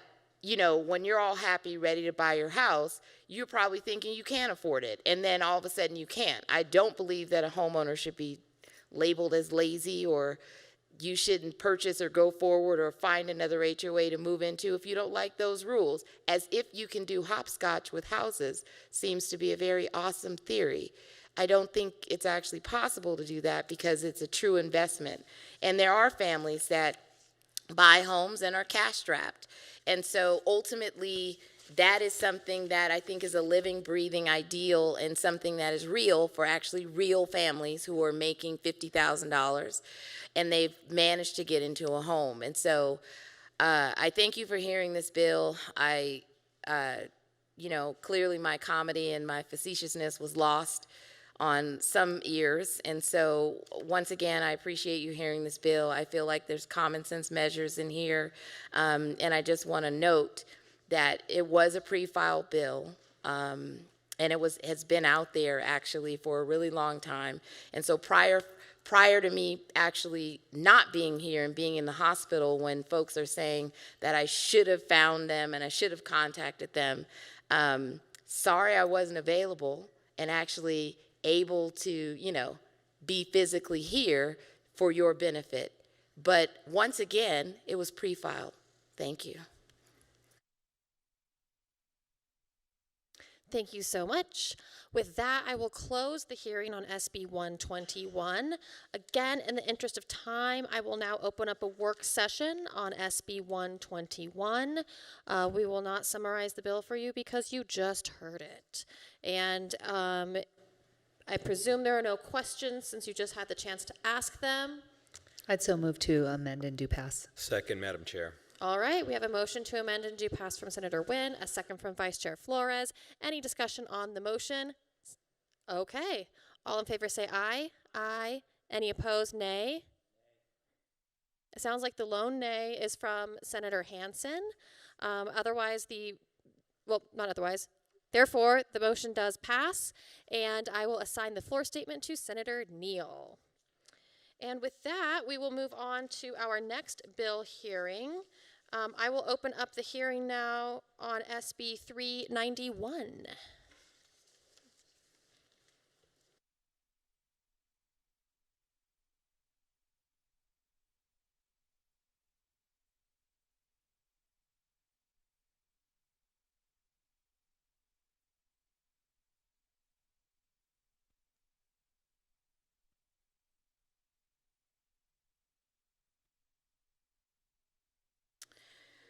Thank you, Madam Chair and Senate Committee on Judiciary. I am Senator Neal, here to present SB 391. And this bill is a second bite at the apple to try to regulate corporate investors. I had this bill in 2023 and it was vetoed. And I'm now bringing it back with the small change of instead of 1,000 units, it's 100 units. And I want to get into that. But before I get into that, I gave you guys an amendment because this is my first day back in the building. And I noticed that there were errors in section 3, 4, and 5. And I put the lines in which those errors were occurring. Because in section 3, line 29, it has an error where it should replace the Secretary of State with the County Recorder's Office. The way it reads, it has the Secretary of State actually creating the deeds, and that's not correct. So I'm not putting the Secretary of State in the position where they are now going to have to create a deed that now will deal with investors. And so if you guys have that, I know it was last minute, it came probably in about 30 minutes ago, but I was just able to really sit down and just look through it and realize those were errors in the bill.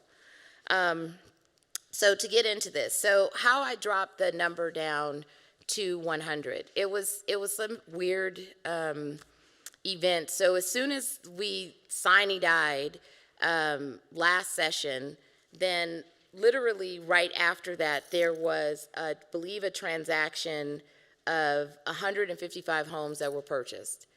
Then that same developer, which you guys have probably seen, well, not really developer, but corporate investor, that you've seen the story that they purchased 264 homes, which would roughly amounted to $98 million in the Vegas market. And so right after that, I was like, well, I really need to drop this number because it's amazing that someone in one day could buy 264 homes and not bat an eye. And that we needed to figure out in the housing solution and the conversation we were having around how do we deal with the shortage of houses, how do we deal with the fact that our middle-class families are competing against corporate investors. This was one of my solutions that I put on the table in the landscape of the different housing solutions that were out there. When we were talking about rent caps, we were trying to figure out how can we make houses available. And then I really considered, how can I really move this forward and then bring this back? I know the question has been asked, how can you temporarily restrict a corporate investor? Well, I looked deeply into that, and I looked at what are considered the police powers that are given to states, and when can states actually go about protecting public and protecting them when there actually is a housing crisis. And there is powers that the state can use. It's not forever. It's not that you're going to ban the activity of corporate investors buying up properties for the next 30 years, but you're going to restrict them while there is a housing crisis. I also then, I was asked the question, isn't this preventing the actual middle-class homeowners from actually purchasing a home where they want to? And I was like, that might be true if there wasn't data in a Harvard study that basically said that the corporate investors were going after and buying all of the middle-class homes that middle-class families could afford. So that means they are now owned by someone else, and their whole point and purpose of going after that market was to make sure that they were going into markets that were going to have the highest appreciation, and they could go in and lock down that market and then own properties. We have several examples where our own lead institute at UNLV has cited that the real estate investors in actual Las Vegas own roughly about 15% of our market. They actually have made sure that they've gone into low-income communities in North Las Vegas and in the broader Clark County and purchased homes, which for me has created the dynamic of how do we make sure that our actual families who want the American dream, when they go out and they bid, that they can make sure that they are not fighting against a corporate investor? And how do we protect the market to make sure that those houses are still available that are actually within the price range? And as you know, there are no houses in the price range. The argument has been that because of that intrusion of corporate investors into the market, it has spiked the housing prices for families to be able to go in. I personally have an example of a family that went in, they got a house, and then this was my neighbor, and then they had a corporate investor, and they, I guess they sweet talked him, and they told him, all right, we're gonna go ahead and buy this house for cash. And you know what ended up happening? They ended up moving down the street into a rental property owned by a corporate investor. And I said to myself, like, I didn't know how I should intrude upon their life because they lived next door to me for about 2 years, to go down and say, you really should have just stayed in this house, because they were thinking I can take this $330,000 cash and I can go find another house in the market. There was no other house in the market. There was actually nothing available. And I go and I periodically check to see if the family, because this happened in 22, the family is still in that rental home where they were thinking they were going to be able to take this cash purchase and then go and move and buy another house that was either better, and they couldn't. And that's when I started thinking, what is really going on in the market? How do I figure out how to restrict this behavior? Because I want to make sure that families that look like regular Nevadans can go qualify for a mortgage, which is as stressful as that is in general, and actually be able to go out and buy a home. The argument that is made is that not everybody wants the American dream. Not everybody wants to own a home. They want to be a renter. And I'm like, that may be actually true. But there are actual families who do want the American dream. They actually want to take their pharmacy job, they want to take their teaching job, and they want to translate that money into a mortgage, and they want to own a home. And they're not actually able to do that in this current market. And the way that the trend has been going, it is just spiraling and skyrocketing, where they are taking a large portion of the market, which was interesting because in one case where the lead group said that they were taking over 15% of the market, there were folks that then brought to me the Gwynn study. And then I said, and I read the Gwynn study while I was out, and then it said that 15% of the market, if I'm misquoting this, they can correct me, that 15% of the homeowners were middle-class homeowners seeking to find a home. So I was like, is there a correlation? Is there a connection between the 15% that is owned by corporate investors and the 15% of middle-class families in Nevada who are actually seeking to own a home? And the whole purpose of this bill is to make sure that we are leveling the playing field. We're using our police powers in the housing crisis to go after the corporate investors and limit what they purchase. So how does that mechanically work? And that's what the rest of the bill gets into. So I had a long conversation from 2022 to now with the Securities Division of the Secretary of State. And I went to them and I said, are we at all looking at who are the hedge funds, who are the different corporate investors that are playing in Nevada? And they said yes. However, we don't have a way to find out who those investors are or force them to register. Then I started asking the question, all right, so if we were going to change and start to regulate and have them, because there's no way, if you can't catch if you can't have the investor register, then you don't know who they are. Then I started talking to the county recorder in the South, and I said, do we have any deeds that reflect or make an investor have to record that they're an investor? And the answer was no. So I started thinking, all right, so we have to create a process between the Securities Division and the county recorder down south, and then figure out, first off, you have to create a registration system. We need to know who's playing in Nevada. That's super important. The second thing is we also need to have a deed created where instead of going in and just marking that you're, buying the home, we need to know that it's an actual investor. Because I started thinking, if we can collect the data on who is actually purchasing, then we can figure out how we can limit and then go after and cut off the ability for these investors to buy up homes. And so when you go and look at page 3 of the bill, it basically lays out this registration process. So when we looked at, okay, what does the Securities Division already have in place? We started talking about the existing forms that we could go in and tweak, because of course I'm always thinking about what's the fiscal note, how much is this going to cost, what currently do we have in place, and then we started talking about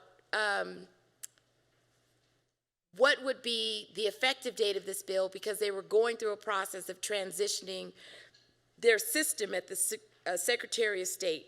And so there was a conversation on whether or not any of these changes could align and the programming could align and then make this more feasible for us to pull this off in creating this registration and then having the county recorder and the Secretary of State share information so that we can have a trigger point where when we reach that 100 homes, it basically stops. You're no longer going to be able to record. Then if you go to section 3, the bill was laying out, and these are where the errors are, where they were going to have to adopt regulations and try to make sure that the content of the deed was going to reflect the actual ownership. Because we had a conversation about, well, what if it's the affiliate? What if it's, the investor owns subsidiaries? What happens then? And so we needed to make sure that the language was going to fit that whether or not it's purchased by a corporation, the limited liability company, or the affiliate of that entity. Because one thing that happened in our conversation, we learned that who might be buying the home could be someone else. They could change their business registration and then file under another name and then go in and buy homes. And so we needed to make sure that we were going to at least cast a wide enough net to make sure that these particular corporate investors that are already playing in Nevada, these hedge funds, could actually be limited in their purchasing of homes, which at this point has risen to a large enough number that we should be concerned and worried. And we should be concerned and worried because from what I'm seeing on the street in regular neighborhoods, I have doctors that are telling me that they can't afford to go out and buy a home. I have, I already mentioned pharmacists. Most pharmacists who are doing retail are making somewhere between $110,000 and $170,000, but yet they cannot go out into the market and buy a home. They're renting. Do they want to continue to rent? No, they don't. But they also can't afford to go back out into the market, because where the housing market in 2018, you could buy a nice house for $250,000, that house now is $480,000. And so this is one part to a larger housing solution to go after the corporate investor / hedge funds who have siphoned up the market and who are preventing our regular families to go out and purchase homes. And so with that, I will open myself up for questions on the bill. And I also have in neutral the Secretary of State if you guys have questions for them. All right, thank you so much. Members, do you have questions on SB 391? Senator Hansen? Thanks, Madam Chair. First of all, great to see you. I'm glad you're doing better. As you recall, you and I worked together on that one last time. I'm the only Republican that supported it. And now, we would have 2 years' worth of data, because one of the main things we were trying to figure out at that time is there, in fact, a problem in the market? Is there big hedge funds coming in and artificially inflating the value of the properties? 2 years later, we now know the answer was yes. And your bill is attempting to address that. Again, in the bill, just like last time, you want them to have a registry so we can really find out who are buying these things. Now, it's interesting that my party overall has been super concerned about China buying farmland in the United States. We actually have in several states in the Midwest They have made it illegal for those kind of places, hedge funds, if you will, that are financed through China to buy American farmland. Yet we haven't applied that same standard to situations like you're describing. Now, the lead study that you mentioned, I got it too, and it's flat scary. 25% of the houses now are owned in North Las Vegas by these corporations, hedge funds and so forth. So anyway, I'm fully supportive, and I'm even, originally it was 1,000 units you wanted to stop, right? Now you've dropped it to 100.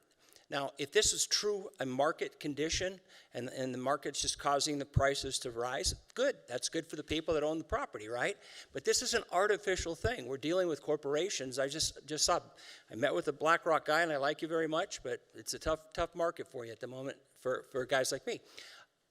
13 trillion in assets for BlackRock, that corporation. Trillion. That's half of what the entire United States output is in a normal year. When you're bidding against a corporation like that, like you're saying, if Senator Ellison and Senator Hansen and Senator Krasner all want to buy the same house, we bid against each other, right? But what if you're bidding against somebody that can literally say, well, the market value right now is, like you're saying, say $400,000, and they can easily, very comfortably push it to $1 million and win the bid. And that's what's happening in these markets. And all the people like my younger children, when they were trying to purchase homes, how can they compete with that? Now, if it was just the normal market forces, fine. But as you're describing, we got a huge problem here because we literally have international corporations coming in, buying up all of the housing as it comes on the market, forcing the younger people to pay a higher and higher price, and literally deliberately pricing them out of the market, and then forcing them to rent back from the same people because they can't afford to purchase a home.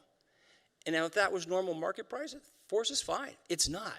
And that's why I'm pretty much a free market guy. But in this case, it's pretty clear that we have a huge problem in Nevada, perhaps in other areas as well, that we need to address. And so your bill, I honestly, I'm going to support the governor because I'm a good party guy to a degree, but we need to get a handle on this. This is absolutely crushing the middle class in Nevada, and the younger people especially, who can't buy into the market and are therefore forced to pay exorbitant rents as well. Because the rental prices have gone through the roof too, to where everybody out there who is of middle class or lower are really struggling to be able to have decent housing. And the American dream is to own a property, not rent a property. And that is becoming increasingly difficult in this kind of market. So just once again, I want to reiterate, just like last time, I supported 395. I'm going to support this one. Of course, there's issues with it. But overall, the idea is something that we as a legislative body need to help address. Because the other problem you've got is you're going to be up against corporations that have literally unlimited resources to hire lobbyists and influence legislators, and all the policy people are going to be like, wow, we can't interfere with the free market. This isn't the free market. This is an artificially manipulated market. So anyway, that's my little rant. I'm glad to see you back. I miss sitting next to you on the floor. I'm glad you're going to be back, and we'll have some of these kind of discussions as you helped educate me on this. And I do support the bill, and I don't really have any question as much as a support. I think you're on the right track. I think this is in the best interest of the state of Nevada overall, and I hope this bill goes forward. Thank you, Madam Chair. Thank you. Other questions or questions from members of the committee? I also wanted to make a kind of a comment, but I want to ask if this is part of the thinking behind the bill, is that as we're trying to attract more people into those professions that are so desperately needed in Nevada, doctors, healthcare workers, pharmacists, it seems to me like it may be discouraging people from moving here if the first thing they do, or if they go to look on Zillow or Redfin to check out the housing in the area where they want to move in Las Vegas, and they see, oh, there are tons and tons of homes for rent, but nothing available to buy. I would imagine that could be off-putting for people who are thinking about making their home here in Nevada. And a bill like this might open up more of that inventory and help us with recruiting some of those, trained professionals that we need. Do you think so? Thank you for the question. Chair Scheibel, this is Senator Neal for the record. I do think so, because I'm currently seeing the hamster wheel now, right? They're renters, and the average rent is around either $2,000 or $2,500. So if you're paying that every single month, And let's say you're making $5,000 a month, right? And, subtract, utilities, car note, insurance, etc. How much actual money do you have to save to put towards the down payment, right? And so at the end of the day, you end up having to stay in the rental property because there's a certain amount of money that the bank would like to see in your savings account. There's a certain amount of money they want to see. Like, you have to move from the rental to show the bank that you can afford this house that you're getting into. And I don't know about, anyone else, but unless you have super kind sisters or brothers, most of your family is not trying to have you move in with them for the next year or 6 months while you save up that money so you can go back to the bank and prove that you have enough cash to do the down payment, the closing costs, and any other fees that may be associated with it. And so you're forced into this kind of hamster wheel of continuing to pay that rent. And I'm just trying to create an environment where all of those professions who want to earn money and then go and reap the benefits of the money that they're earning, which is to say, I have the house, white picket fence, whatever, but they are saying, I actually own something now. There's something powerful about owning a home because you're getting the equity, not the corporate investor. The family is getting the equity. It's translating to that family, and then it also promotes generational wealth. Thank you, and I'm glad you mentioned that last part because we do know that generational wealth starts with homeownership, and it is the biggest factor in determining whether or not generations continue to grow in their net value or not. And so unless there are other questions or comments, all right, thank you so much, Senator Neal. We'll move to testimony in support of SB 391. Anybody wishing to give support testimony is invited down to the front here in Carson City or Las Vegas. We'll start in Carson City. Please go ahead when you're ready. Good afternoon. My name is Tia Smith, T-I-A-S-M-I-T-H. I'm a policy attorney with ACLU of Nevada. We support this bill and we urge the committee to support it as well. Thank you. Good afternoon, Madam Chair and members of the committee. For the record, I'm Mindy Elliott, M-E-N-D-Y-E-L-L-I-O-T-T with Flynn Judici Government Affairs, today representing the Nevada Housing Coalition. As a statewide coalition committed to advancing affordable housing solutions, we believe SB 391 represents an important step toward leveling the playing field for Nevada families and first-time homebuyers. In recent years, the rapid growth of corporate acquisitions in the residential market has significantly contributed to rising home prices, reduced inventory, and increased competition, often pricing Nevadans out of home ownership opportunities. By placing a reasonable cap on the volume of residential property acquisitions by large-scale entities, SB 391 helps to preserve access to housing for individual buyers and local residents.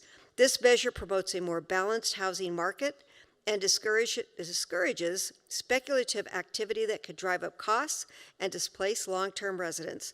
We appreciate the reporting and registry that the bill proposes, which we believe will be invaluable as housing policies are created. The Nevada Housing Coalition has submitted a letter of support to Nellis, and I thank you so much for your time, and we certainly want to thank Senator Neal, welcome her back, and we thank her for proposing.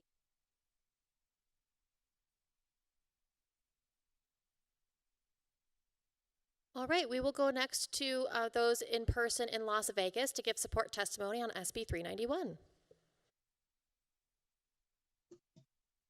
Hello, my name is Jessica Berger, and I live in Assembly District, Jessica-Burger.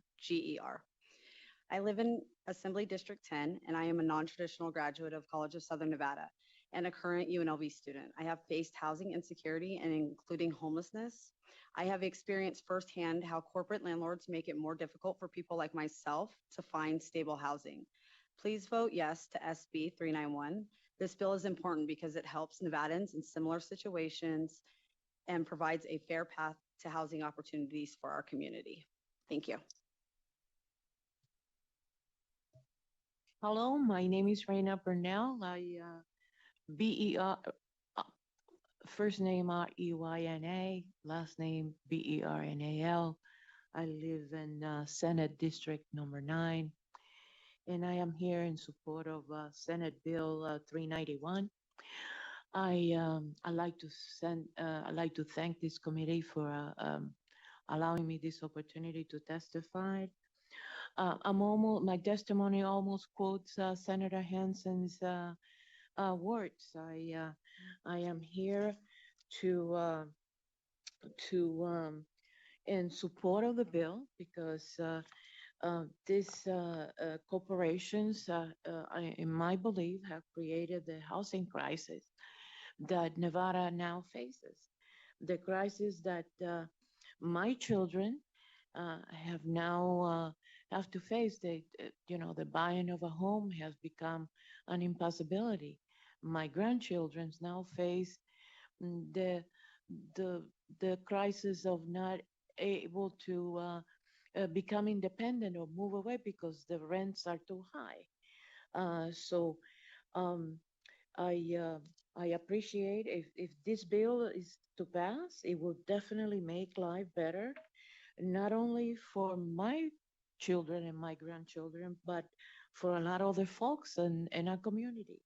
So please, I urge you to vote yes and support of this bill. It will mean to put the well-being of my family and lots of other families ahead of profits for some of the world's biggest corporations. I thank you, and please vote yes in support of this bill. Thank you for Senator Bill to Senator O'Neill to bringing this back to the attention of the legislature. Thank you.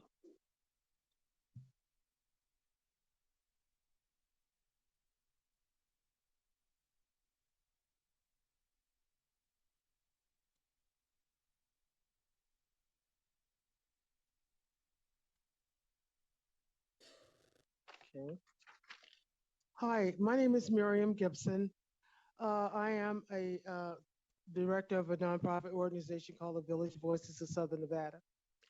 I'm also a real estate broker. I've been in the real estate industry for over 20 years. I work with a lot of people in the community that have been trying to become homeowners, but because of the competition that they have to have with uh, corporations that they're competing with, is almost impossible. Even though they might be pre-approved for a loan, they can't top cash. And a lot of the corporations are paying cash for the properties, which put the person that wants to be a homeowner really in a very bad position. Also, corporations can afford to pay more. I support this bill. I understand the importance of having something like that, but I really see a lot of loopholes that need to be filled because even though you might um, put a stop to corporations purchasing properties no more than 100 a year, they can also have proxies to buy properties instead of them. That could be individuals, uh, sole proprietors that can buy these properties in excess of the 100.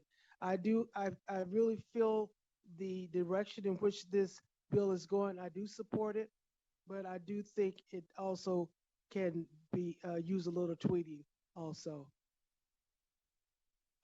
This can help a lot of people to be able to get, but we need to tighten it up a little bit to make it more affordable for that, because I really can't see where the buyers are really,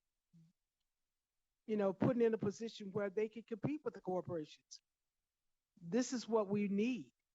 Something that is going to make it so that they can be in a better position to compete with the corporation. And if they're still paying out more money, even though they're allowed to buy no more than 100, what are you providing that is going to make it so that it's be more competitive?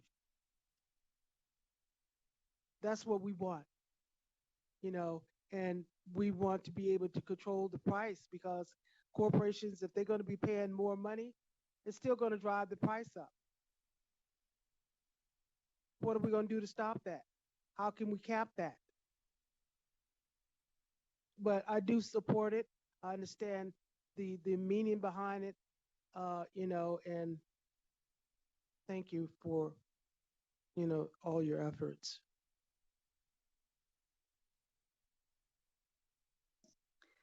Hello, my name is Val Thomason, and I'm an organizer with Plan Nevada. I also support SB 391.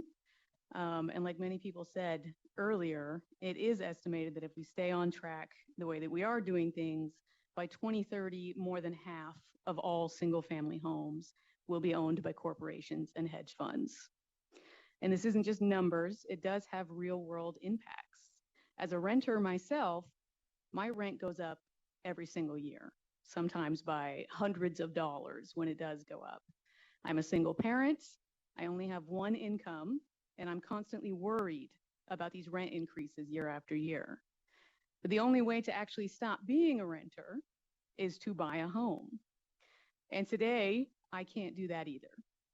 Nevada has one of the most expensive housing markets in the country, number 14. That wasn't the case 5 years ago. And study after study has shown that the impact of these hedge funds and corporations buying housing is that it's raising the price of housing even more. Last year, they bought thousands of homes after that bill was vetoed, not to sell them, but to rent them out as forever rental homes that we still can't afford. So I want to live in a Nevada that I can buy a home in, that my kid can buy a home in, and without taking action today, I don't believe that's going to be possible. So please support SB 391. Thank you.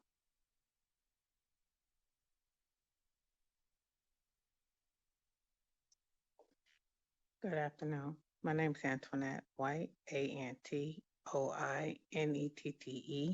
Last name White, White. I am a lender with Plan Bill SB 391, SD 10, and Assembled District 15. I support this bill. I have sustained untamable conditions throughout the state of Nevada Valley concerning rental gouging, poor management skills, along with outside agencies.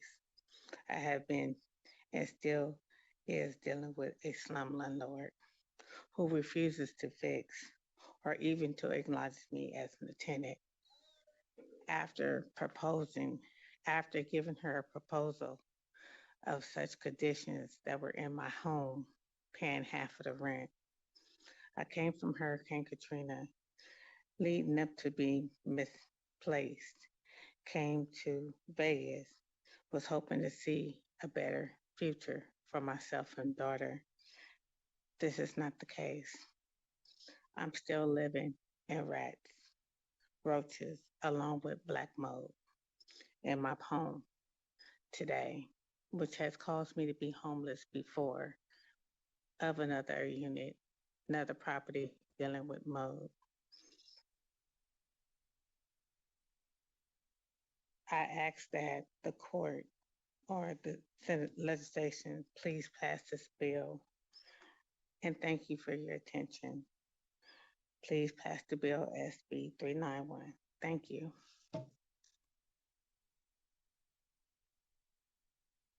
All right, looks like we have wrapped up support testimony for in-person in Las Vegas, but we have a new addition here in Carson City. Please go ahead for your brief support testimony on SB 391.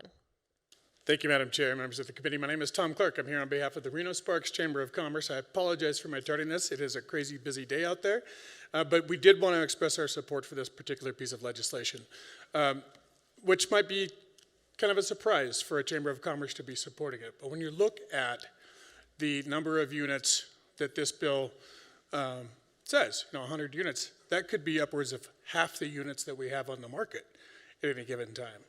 We are struggling with the price of rents and the price of homes in Northern Nevada, and we think that this bill will help with that cause. Thank you, Madam Chair. Thank you.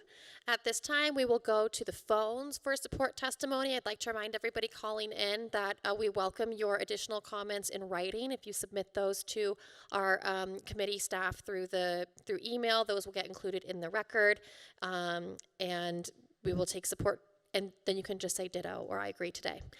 We will go to the phones for support, please, on SB 391. Thank you, Chair. If you would like to offer testimony in support of SB 391, please press star 9 to take your place in the queue.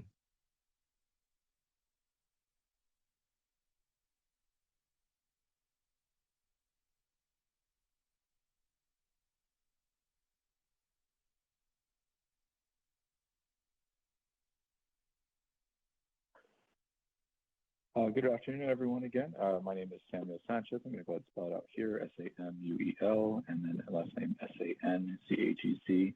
I'm a homeowner of SB 21, and I want to say that everything that has been listed as the reasoning as to why this bill is needed, I have personally seen and experienced. I've lived in the city for over 30 years. I witnessed during the market crash back in 2008. I witnessed my then in-laws, their rents going up because of investor buyers trying to capitalize on low home prices. I was myself trying to purchase a home around that time, and I had plenty of homes. I lost out the bid to cash investor buyers. So it was a problem then, and I've seen it become a problem here now as well. It's very common knowledge among people that the squeeze is you pay more to rent than you do to own, and you can't afford to own because you pay so much to rent. The figures cited, about 15% of these homes being investor bought back in 2023. The UNLV lead Center for Real Estate, if I'm getting the name correctly, last year has that figure at 25%. This is not helping homeowners like myself. My home's value that I'm currently in, that I was very lucky to get into. I worked very hard, but I also came into quite a lot of luck from this. That is not benefiting me, because if I were to sell my home at its price and valuation now and take some of that price and valuation to go purchase a new home, I would be stuck. The home prices are just too high, and that's because they're being ran up by investors who are playing with a whole larger pool of money than myself. I live here, I work here, I spend money here, I contribute to the local economy, I support my neighbors, I support my coworkers, all of that. But that's at risk when you have a large corporate investor able to purchase large swaths of homes in neighborhoods like mine, and poorer neighborhoods as well, and don't allow anyone to get an upper hand or to get a foothold on their own happiness and security. And I love this bill because not only does it close a potential loophole by categorizing affiliates, not only does it allow us to see which companies are purchasing these homes, which companies are posing to be our landlords rather than just participating in a housing market, but it also puts limits on them to give people like me a shot. My family's outgrowing its home right now, and we don't have anywhere to go, because I know that if I go back to renting, I just might stay there for far too long. I want to prosper, and I thought I was given that ability in the U.S. Constitution, life, liberty, and the pursuit of happiness. So I want that prosperity. I want that prosperity for my kid when she grows up, and I want that prosperity for the people in my neighborhood. So I want this bill to go through, and I want to thank you for your time today.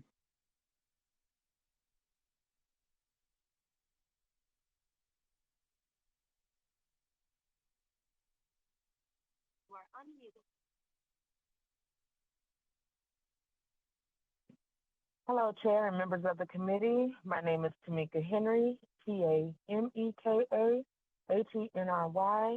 and I'm here to speak on behalf of the Abodo Collective. We are a community rooted nonprofit based in the historic west side of Las Vegas, and our mission is to eliminate multi-generational poverty, including food access, housing stability, and economic empowerment. I'm here in strong support of SB 391, which takes meaningful steps to address the growing crisis of corporate ownership in Nevada's housing market. We've seen corporate investors buy up residential homes and turn them into high-cost rentals, pricing out the very families and individuals who built and sustained our neighborhoods for generations. This trend is displacing longtime residents, driving up rent, deepening the housing insecurity that already burdens so many low-income and working-class Nevadans.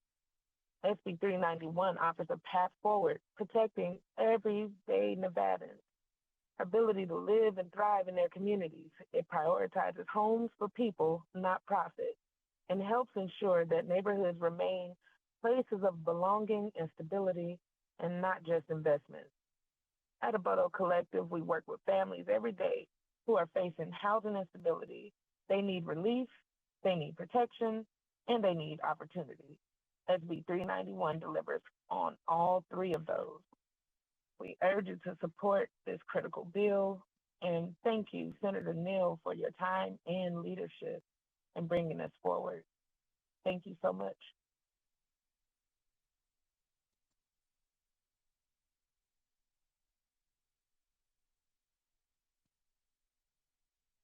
Good afternoon, Chair and members of the committee. For the record, my name is Tara Webster, Tarawebster. On behalf of the Progressive Leadership Alliance of Nevada, I want to express how refreshing it is to see Senator Neal back in the building and bringing common sense housing policy to the table. Plan supports Senate Bill 391 because Nevadans are facing a housing crisis and predatory corporate investors are contributing to price gouging, tenant and homeowner harassment, and price fixing across our state. Predatory is the key word here. I'm fortunate to be a homeowner, but over the past 6 years, I've received countless solicitations from corporations offering to buy my home for cash. And so while these corporations are scooping up thousands of residential homes, they have no intention of modernizing them to comply with local building codes, improving the energy efficiency of these homes, or even returning them to the market for home buyers to have them at an affordable cost. Instead, these corporate-owned properties cut middle-class Nevadans out of the housing market and trap families with exorbitant rental rates that are subject to yearly increases. Plan believes in an equitable housing market where single-family homes are affordable and accessible so that working Nevadans can build wealth and retire with housing stability. We urge you to return the housing market to working Nevadans and support Senate Bill 391.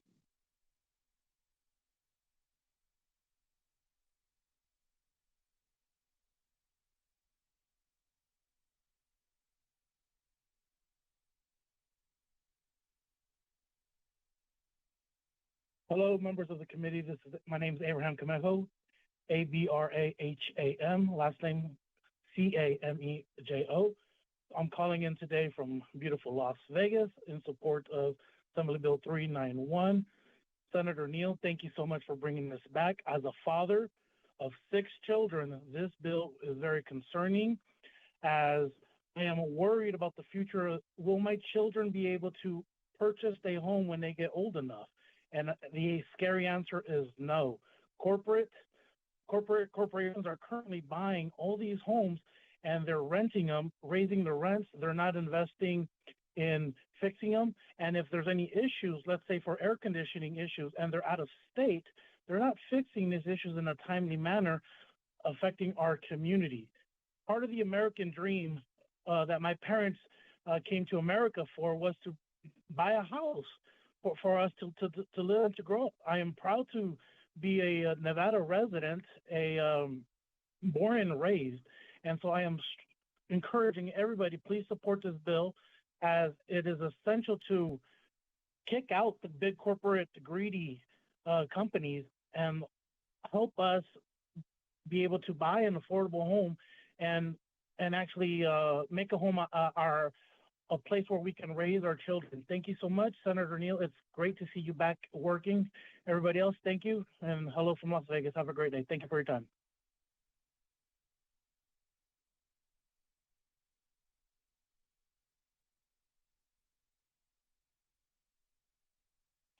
Good afternoon, Chair and members of the committee. My name is Hector. I am the Policy Fellow with the Nevada Environmental Justice Coalition. Wall Street back firms buying up homes and making them into rentals is a great system. These corporations claim that people prefer rent, but the truth is they're eliminating the choice altogether. Look at the state of Ohio, where it was their testing ground, where 30% of the homes built are now rentals, locking families into a cycle of unstable housing and rising costs. In 2024, Nevada homelessness surged by 20% due to unaffordable housing. And when people lose access to housing, they lose access to safety. During times of extreme weather, housing is necessary to protect us from the elements, including extreme from the summers and extreme cold from the winters. And in Clark County, heat-related deaths skyrocketed by 78% over 2 years, with roughly 500 people losing their lives in 2024 alone. These aren't just statistics, they are our neighbors, forced onto the streets by corporate greed. Senate Bill 391 is about dignity, safety, and survival. Nevada homes should belong to Nevadans, not Wall Street, and I urge you to support Senate Bill 391. Thank you for your time.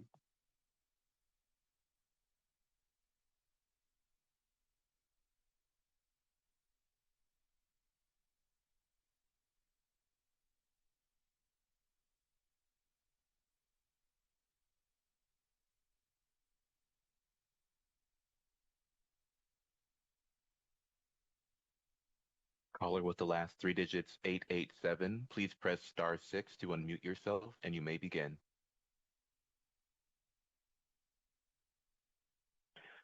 Hello, my name is Nick Christie, representing myself. My name that's spelled N-I-C-K space C-H-R-I-S-T-I-E, calling in strong support of Senate Bill 391.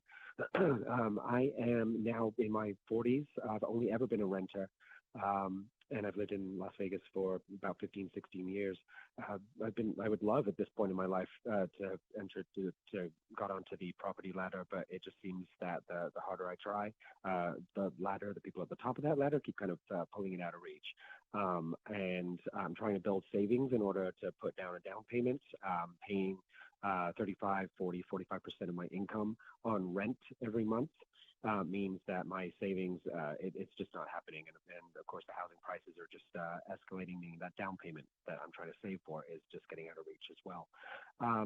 Like a previous caller, I also have children myself. I would love to start building that generational wealth for them so that I can hand down a home for them and give them the best start in life. Likewise, they're only little right now, but once they get into their, they're starting out on their own, they're probably going to start out as renters. I would like for them to have the best opportunities to do so. And yes, here in Las Vegas, that would be great. It is great that the conversation currently about housing is also focused on how do we build more new housing. That seems to be the main solution that people can think of. And that's fine. There's problems with that, of course, like where do we build, how do we build? There's lots of talk about zoning and how do we get the land back from the federal. That's fine. But this conversation is focused on the existing housing supply, of which there is a distinct lack. And that is why the market is dried up, and that's why prices are so high, is because ordinary Nevada citizens are being boxed out by the big banks who have all the money and all the power and all the ability to do this. SB 391 really seeks to address the lack of transparency between all these companies. It's a deliberate mechanism by creating various legal entities. They split up these different entities under various different names. You'll have the same company owns dozens and dozens and dozens of different LLCs because they're doing this to hide their ownership, but also to get around the commerce tax, which I find fascinating because in the governor's veto message of Senator Neal's previous version of this bill, he specifically cited that this would stifle our income to the state through the commerce tax, which is kind of fascinating because the banks aren't really paying that because they are splitting up all their LLCs to get around that $4 million income threshold. So that was kind of fascinating. But I will say there is another bill over on the Assembly side, AB 457. Apologies to the Secretary for citing another bill because, yeah, Assemblywoman Considine has a bill that tries to tackle that too because it is complex, it's convoluted, it's not transparent, and that is by design. So also one last kind of point really is that there's also another bill that seeks to address this. Senator Flores, you have Senate Bill 242, because this bill would basically tackle the corporate banks from being able to jump into the market instantly. I mean, there was a Washington Post article from 2011 that talked about how there was a particular bank, it's Progress or Pretium Bank, that can, they just have an algorithm that basically looks out for housing that just pops up on the market.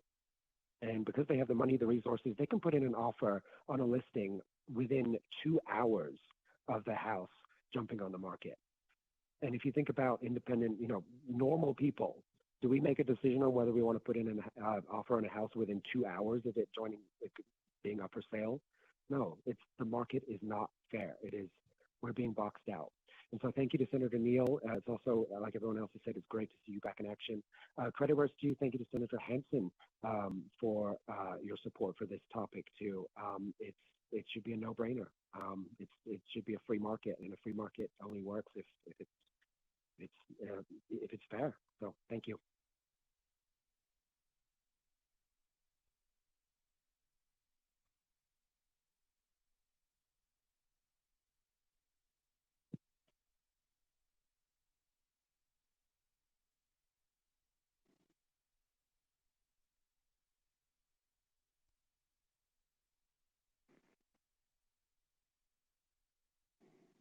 Caller with the, excuse me, caller with the last three digits 544. You are unmuted on our end. Are you muted on your end? Yes. You may begin. Madam Chair, members of the committee, and distinguished guests, my name is Andrew Barbano. I'm a resident of Reno, and I'm honored to come before you today.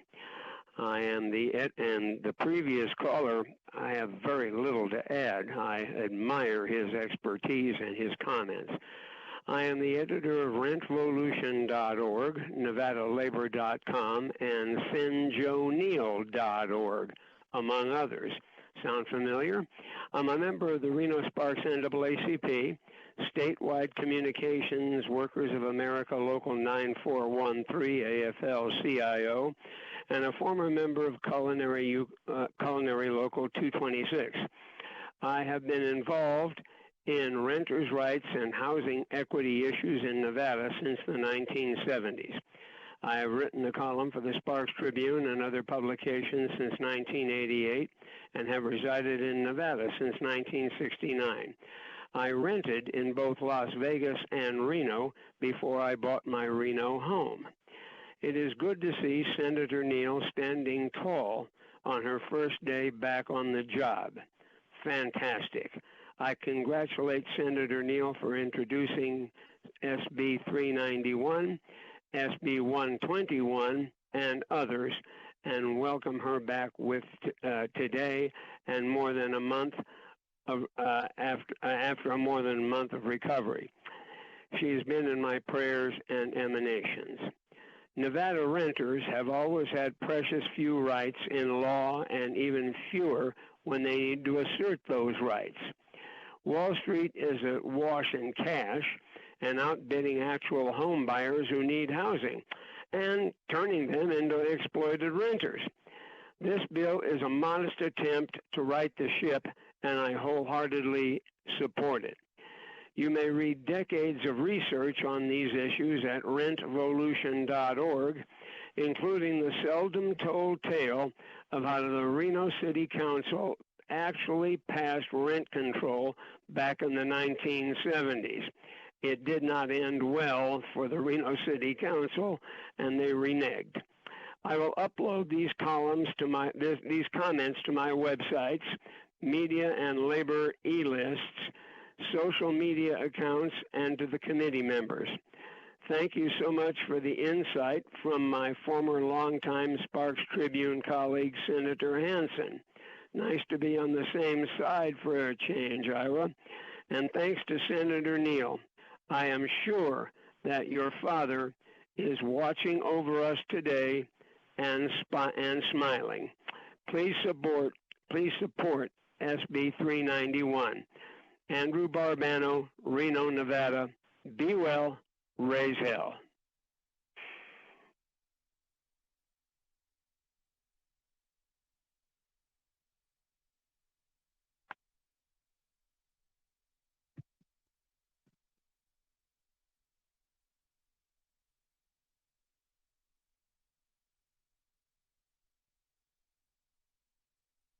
Good afternoon, Madam Chair, Tribal, and members of the committee. My name is Brooke Page, B-R-O-O-K-E, last name P-A-G-E. I'm the director for Nevada with the Corporation for Supportive Housing, a constituent of Senate District 4 in North Las Vegas, and a proud homeowner. I am in complete support of this bill. I ask for your support as well. I would like to say ditto, and I will submit my comments for public record. Thank you.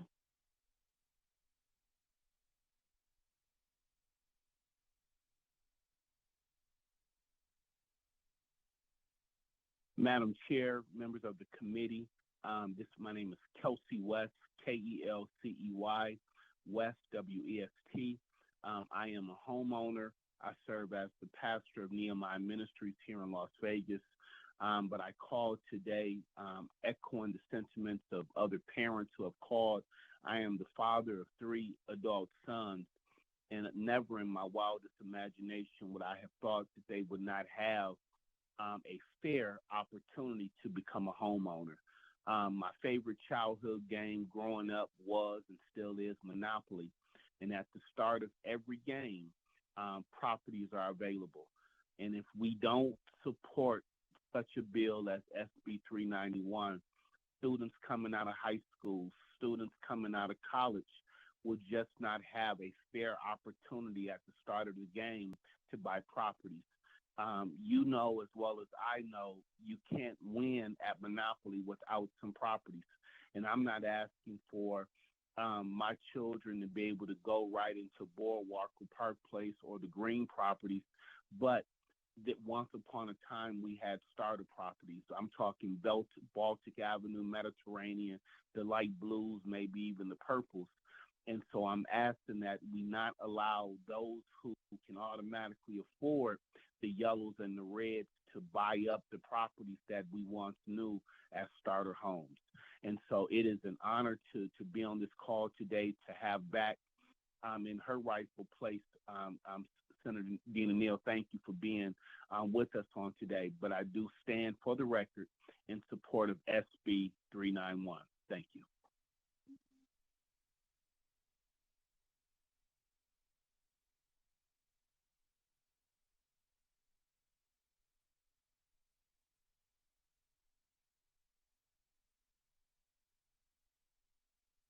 Good afternoon, Chair Schreibel and members of the committee. For the record, my name is Matilda Miller. That's Mathilda Miller, Government Relations Director of Native Voters Alliance Nevada, in strong support of Senate Bill 391.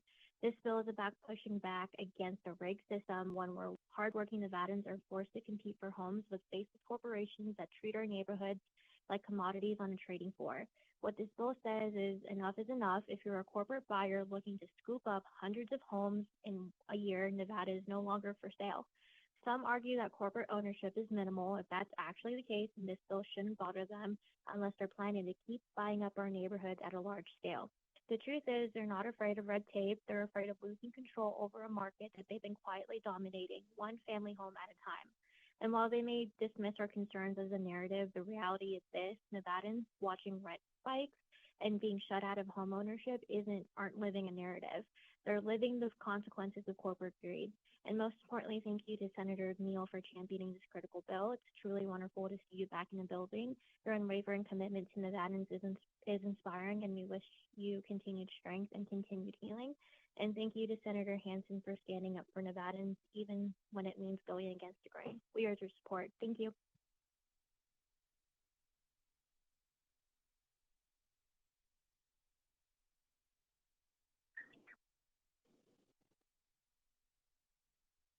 Good day, Senator Scheibel and members of the committee. It's so good to hear the voice of Senator Neal, her strong, resilient, and we appreciate all that she does. And we hope the Nevada Disability Peer Action Coalition and me, Dora Martinez, sincerely hope that you support this bill. And I ditto the people who called before me. Thank you so much. Have a good day. If you have recently joined us and would like to testify in support of SB 391, please press star 9 to take your place in the queue.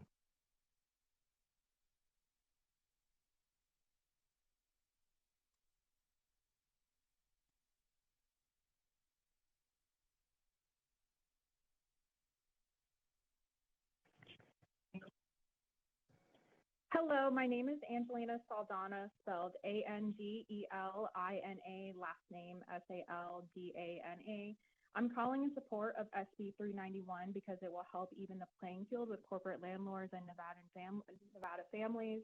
The last 3 homes my parents sold in Las Vegas were sold to companies, not families. The last home I was a tenant of initially belonged to a small-time landlord, and during my tenancy, it was sold to a corporate landlord who then attempted to evict me despite a year left on my rental contract. When that attempt failed, they then tried to sign me into a new lease that would raise my rent 30%. A lot of these businesses are really artificially raising the cost of housing in our state, and I think it's so important that this bill is in the ledge right now. The rate that homes are moving from family ownership to company ownership is very destabilizing. Renters aren't able to buy because rent is too high and homes are too expensive. Homeowners aren't able to sell and buy nicer homes because homes are more expensive for much, much less. Please support this bill. Thank you.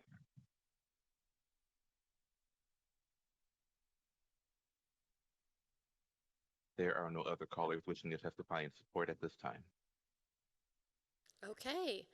We will move now to opposition testimony on SB 391. Anybody wishing to testify in opposition in person is invited to the front here in Carson City or in Las Vegas. I'll once again ask that you do keep your comments to 2 minutes, submit anything additional in writing that will be added to the record. I personally read all of those comments, and I encourage the members of my committee to do so as well. And with that, please go ahead. Is my microphone working? Good afternoon, Chair Scheibel, Vice Chair Flores, and members of the committee. Chris Anderson with Sala Consulting on behalf of Tricon Residential. My name Chris, C-H-R-I-S, Anderson, A-N-D-E-R-S-O-N. My client does not meaningfully compete with individuals or families for real estate in Nevada. We actually lose out on 9 of every 10 properties they bid on because they place a high importance on improving properties and renting them at below market rates. We're in a very unique time right now where it's cheaper to rent than to buy in almost every housing market in the United States. Many families are locked out of neighborhoods close to their jobs and good schools due to high prices. In this context, we need to look out not only for people seeking to be homeowners, but also for folks who don't have the means to buy a home now, but have the income for a good home. When Tricon buys homes, invests in them, and positions them for rent, the result is new housing supply in well-resourced neighborhoods. Research shows that neighborhoods are the #1 factor in a family's socioeconomic future. Good schools, parks, and services impact whether a child attends college, builds savings, and owns a home in the future. By helping families access better neighborhoods in collaboration with Harvard's Opportunity Insights Lab, Tricon is helping build brighter futures. Contrary to the popular narrative, single-family home investors have no demonstrated impact on for-sale supply or housing costs, as illustrated by the University of Southern California and Federal Reserve research exhibit that is in the record on this bill. And that actually makes sense to anyone familiar with Nevada's recent economic cycles. During the financial crisis, there was strong demand for investment into the state, yet we didn't see rents or home prices elevate significantly until pandemic market forces took hold around 2020. In closing, this bill not only would discourage crucial investment in Nevada, it would also not result in lower prices and would actually make it more difficult for Nevadans to find attractive homes in neighborhoods that will positively impact them for generations to come. Thank you. Good afternoon, Chair Scheibel, members. Mackenzie Warren Kay with Brownstein on behalf of the Latin Chamber of Commerce this afternoon. At the risk of muddling the legislative record, but also acknowledging that cell service and Wi-Fi in the room is difficult, we've had some conversations with Senator Neal, understand that there will be a forthcoming amendment. We want to continue working with her on that, but under the committee rules, I will remain in opposition. This is a nuanced conversation. Corporate homeownership is complex. I think the conversation that you all have had on the dais is reflective of that.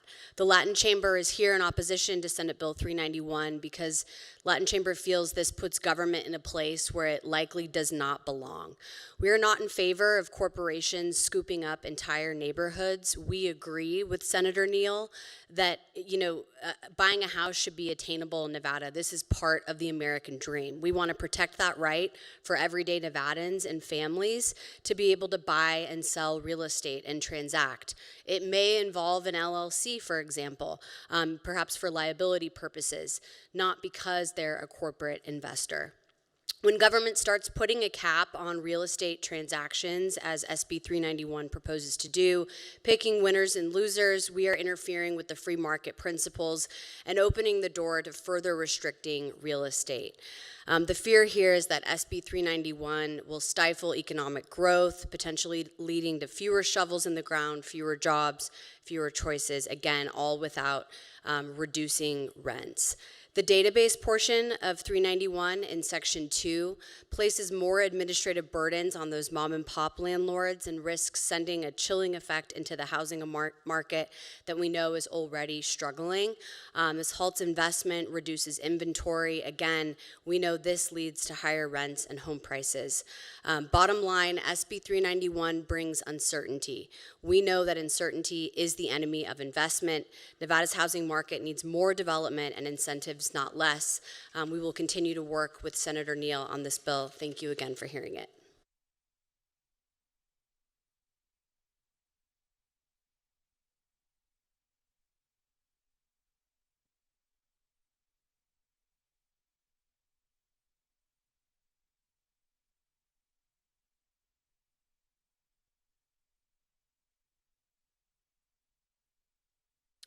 Good afternoon, Chair Scheibel and members of the Senate Judiciary Committee. My name is Jeff Rogan, and on behalf of Clark County, I just want to offer some comments.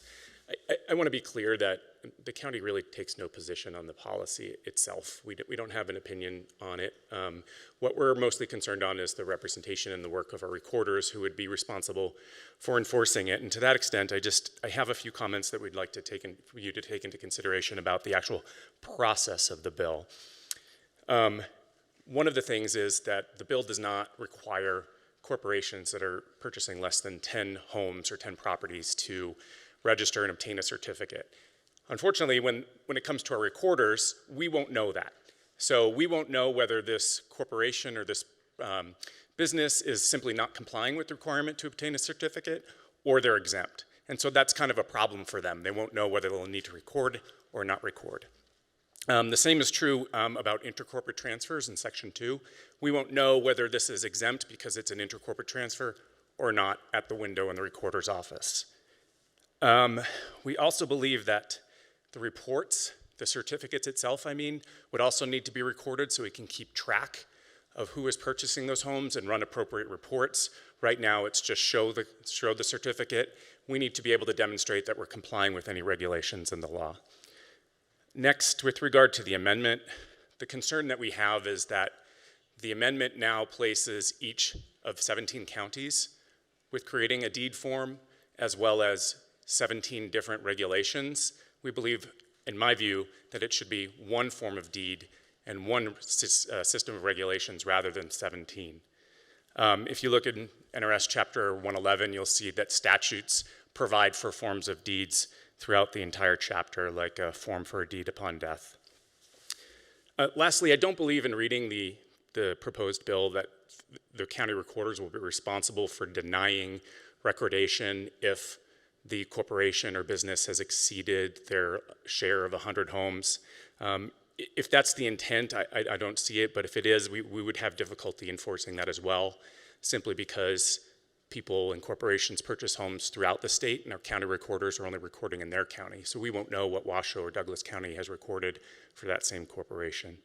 So these are our specific issues with the bill, and we're happy to work with Senator Neal either in this House or the next House to just resolve these very specific issues. Thank you. Good afternoon, Chair Scheibel, members of the committee. For the record, my name is Cadence Matijevich, C-A-D-E-N-C-E-M-A-T-I-J-E-V-I-C-H, representing Washoe County. In the interest of time, I'll concur with the comments from Clark County, I'm Washoe County, and really emphasize that piece of the concerns about the recorders record in their own county. And how will they know what exists in a record in another county, and the potential increased workloads on counties if, in order to record documents, they now have to go and search the records of the other 16 counties to ensure that they're not potentially recording a deed that's in violation of this. Again, Washoe County does not have a policy position on what Senator Neal's trying to achieve here. We look forward to working with her. I do believe that the recorders had initially reached out to her.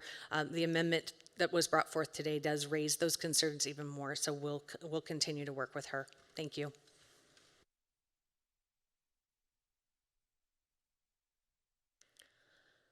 I don't see anybody else coming forward in Carson City to give opposition testimony, so we will go to Las Vegas for opposition testimony.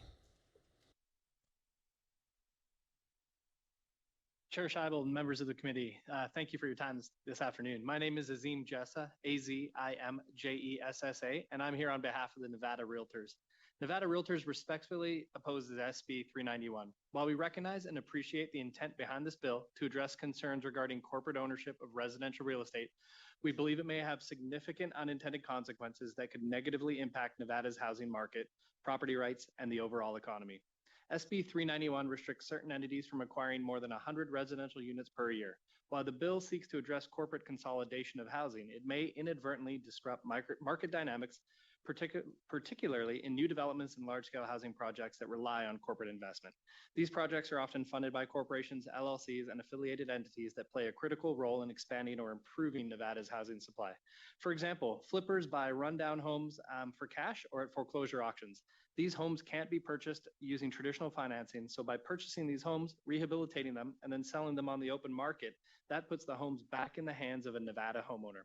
Some of these Nevada businesses purchase more than 100 homes a year and employ hundreds of people. They'd cease to exist, and instead the homes would be sold in bulk by banks to corporate entities, often without paying real property transfer tax. And let me just add on a side note, the Nevada Realtors is working with our federal delegation to address this issue to ensure that any foreclosures that are government backed by Fannie or Freddie, that those homes work their way back into the hands of Nevada homeowners and not into corporate ownership. This is the type of thing that this exact bill is trying to prevent, though, right? To prevent homes from being sold by banks or into corporate ownership. Limiting corporations' ability to invest could slow down development, exacerbate housing shortages, and make it more difficult to meet the state's growing housing demands. We truly appreciate the concerns that have led to this proposal, but we urge the committee to carefully consider the broader implications. Rather than imposing restrictive limits that could hinder the necessary supply that Nevada needs, we believe there are alternative solutions that can balance transparency, responsible corporate investment, and housing affordability without the unintended disruptions in the real estate market. For these reasons, Nevada Realtors respectfully oppose SB 391. Thank you for your time and consideration. And then just one more side note, Senator Neal, it's good to see you up and at it again. Thank you. All right, I don't see anybody else coming forward to give opposition testimony in person, so we will go to the phones, please, for opposition testimony. Thank you. If you would like to offer testimony in opposition to SB 391, please press star 9 to take your place in the queue.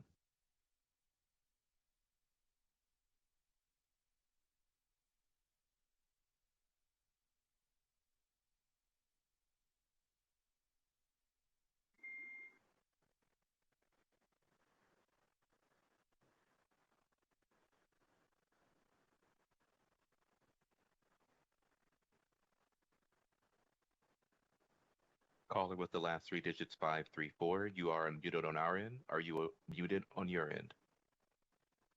I am, thank you. Senator Scheibel and committee, Judiciary Committee, this is Shawneen Guerin. For the record, Douglas County Recorder. First name is SHAWNYNE. Last name Guerin, GARREN. And I'm calling to echo the sentiments that of concern that have been set forth by Clark County and Washoe County from a recorder position. One of the things that I would like to expand upon is just to make clear what the role and responsibility truly is of the recorder. We do not, because we are unable to practice law, we don't audit the content or regulate that content of documents that are submitted for recording. There's a very limited set of standards as to what needs to be included in a document, and it gets recorded. It is our job to record records and make them, provide that public notice and make them available for public inspection. So given the recent, the kind of last minute amendment that we found out about, we do anticipate that we'll be able to continue the conversation with Senator Neal, and we appreciate the conversations that we've had with her to date on other bills as well. We just have some very real concerns about the level of responsibility and the ability to carry out what appears to be expected of recorders. So we thank you for your time, and we look forward to the ongoing conversation. Thank you. There are no other callers to provide opposition testimony at this time.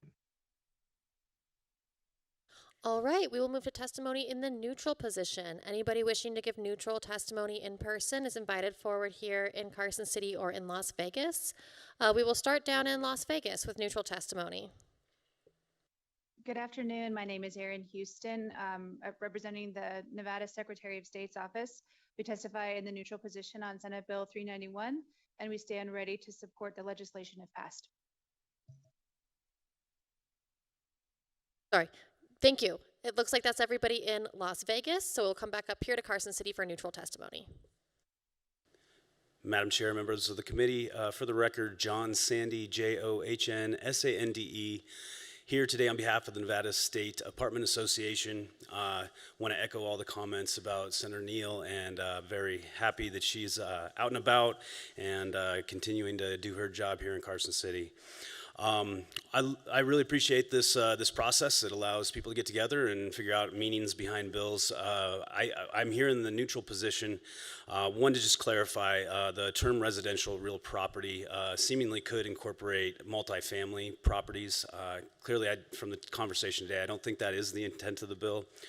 And I think there's good reasons for that. I mean, one, there's numerous properties that have well over 100 units within them. This bill would effectively make it impossible to sell those to a single buyer. They'd have to separate between multiple companies or corporations in order to comply with the law.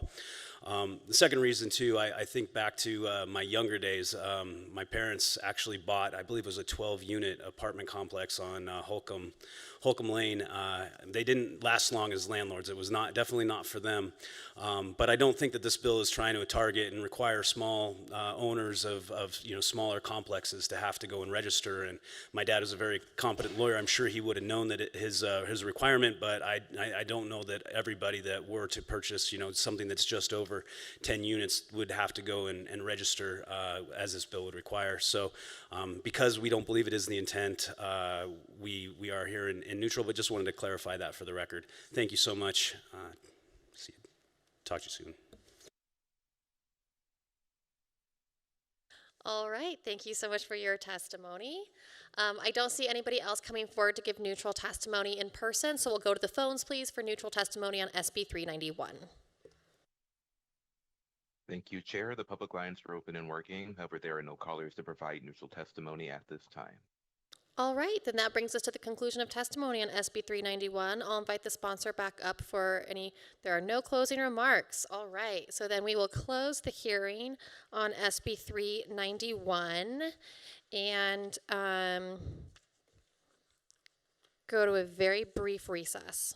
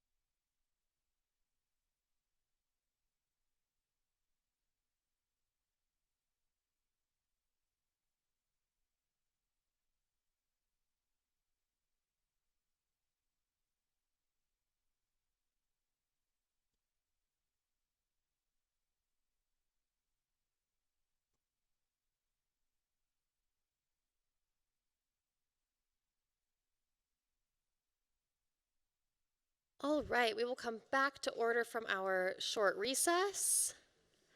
And I've closed the bill hearing on SB 391. I will now open the work session on SB 391. Assuming there are no further questions since we just heard the bill, I would accept a motion. Senator Hansen. Thank you, Madam Chair. I'd like to make a motion that we pass Senate Bill 391 with the conceptual amendments which we all had. And in addition to that, we want to add into it that this bill will be excluding multifamily housing units and manufactured homes. All right. We have a motion and we have a second from Vice Chair Flores. Any discussion on the motion? I just have a comment. Senator Ellison. Madam Chairman, right now as we speak, the governor is working on large projects for housing throughout the whole state.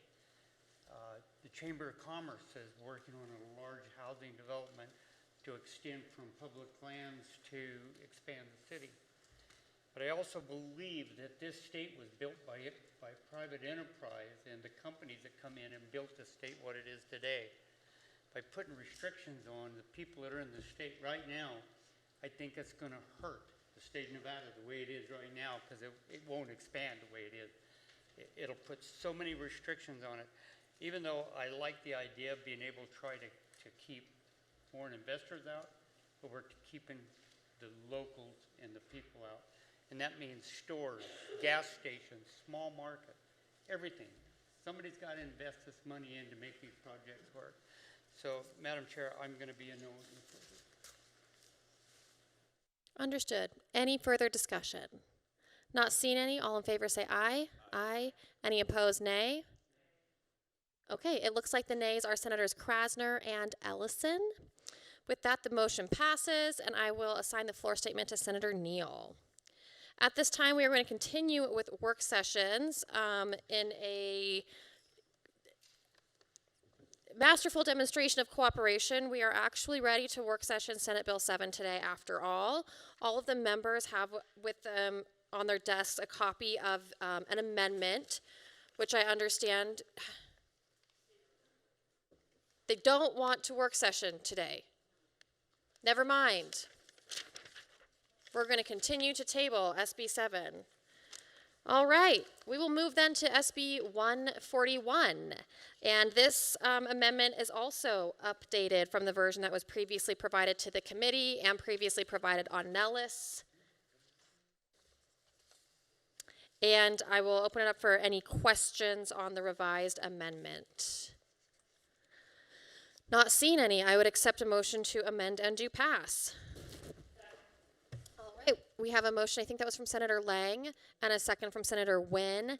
Any discussion on the motion? I'll go to Senator Hansen. Thanks. Just want to reiterate my earlier concerns. I swear we voted on it already, but I guess we didn't. Yeah, I think that bill, again, double check here, make sure we're. Yeah, I still have my same objections I've already put on the record, so thank you, Madam Chair. Understood. Any other discussion on the motion? Not seeing any. All in favor say aye. Aye. Any opposed, nay. The nays are Senators Krasner, Ellison, and Hansen. And with that, the motion carries. I will assign the floor statement to myself. With that, we will move on to SB 404, and I will hand it over to Mr. McDonald to go over the work session document. Thank you, Chair. Senate Bill 404 revises provisions related to estates. It was sponsored by this committee and heard April 7th. The bill provides that a person may be legally qualified to serve as an administrator upon a finding of good cause based on certain evidence. And we have two amendments proposed for this bill that you can find on the following pages. The first was submitted by Senator Scheibel. It proposes to delete from subsection 1J of section 1 the required report from an heir as defined in NRS 139135 and amend section 2 of the bill to prevent specific parties from getting independent administration in probate cases. And then we also have the conceptual amendment that was submitted by the Legislative Committee of the Probate and Trust section that was presented in the hearing. It was a 50-page amendment, so we provided the summary that they had provided, and you can take a look at that. Thank you, Chair. Thank you, Mr. McDonald.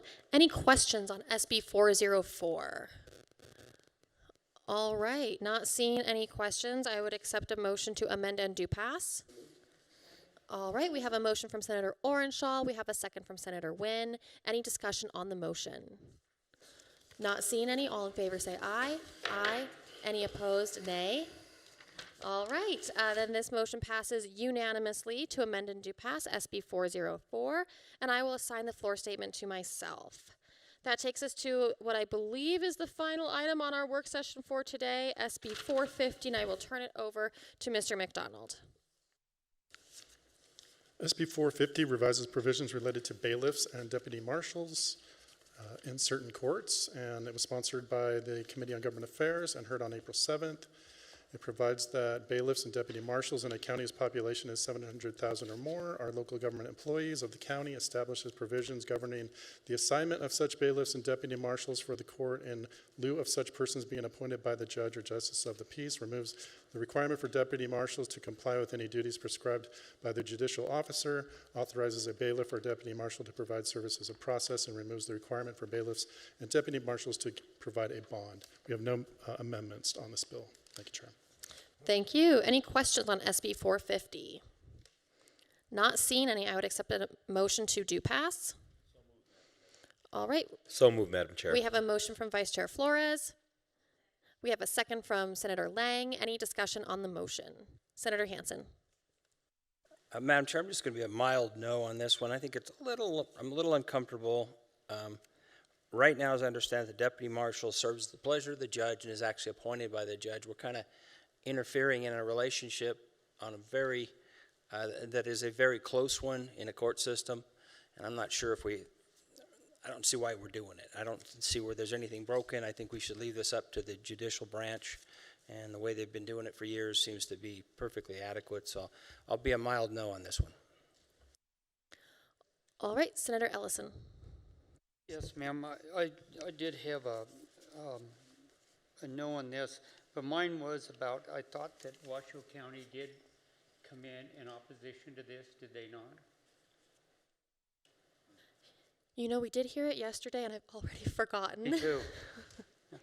Man, just for the sake of time, I'll go ahead and vote yes, and I'll reserve my rights if that's all right. That was perfectly fine with me. Thank you, Senator. Okay, not seeing any further discussion. All in favor say aye. Aye. Any opposed, nay. All right, the nays are Senators Krasner and Hansen. With that, the motion passes, and I will assign the floor statement to myself. And that brings us to the conclusion of our work session. We have one more bill to hear today. That is SB 432. I will hand it over to our Vice Chair.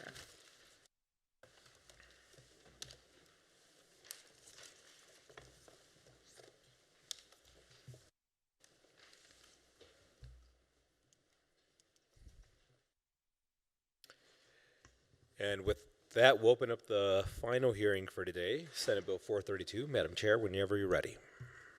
Thank you, Vice Chair Flores. For the record, my name is Melanie Scheibel. I'm the State Senator for District 9. Happy to be here to introduce the person who's going to present SB 432 to you. That is Mr. Marshall Willick, who I believe is present via Zoom. He is, so I will turn it over to him.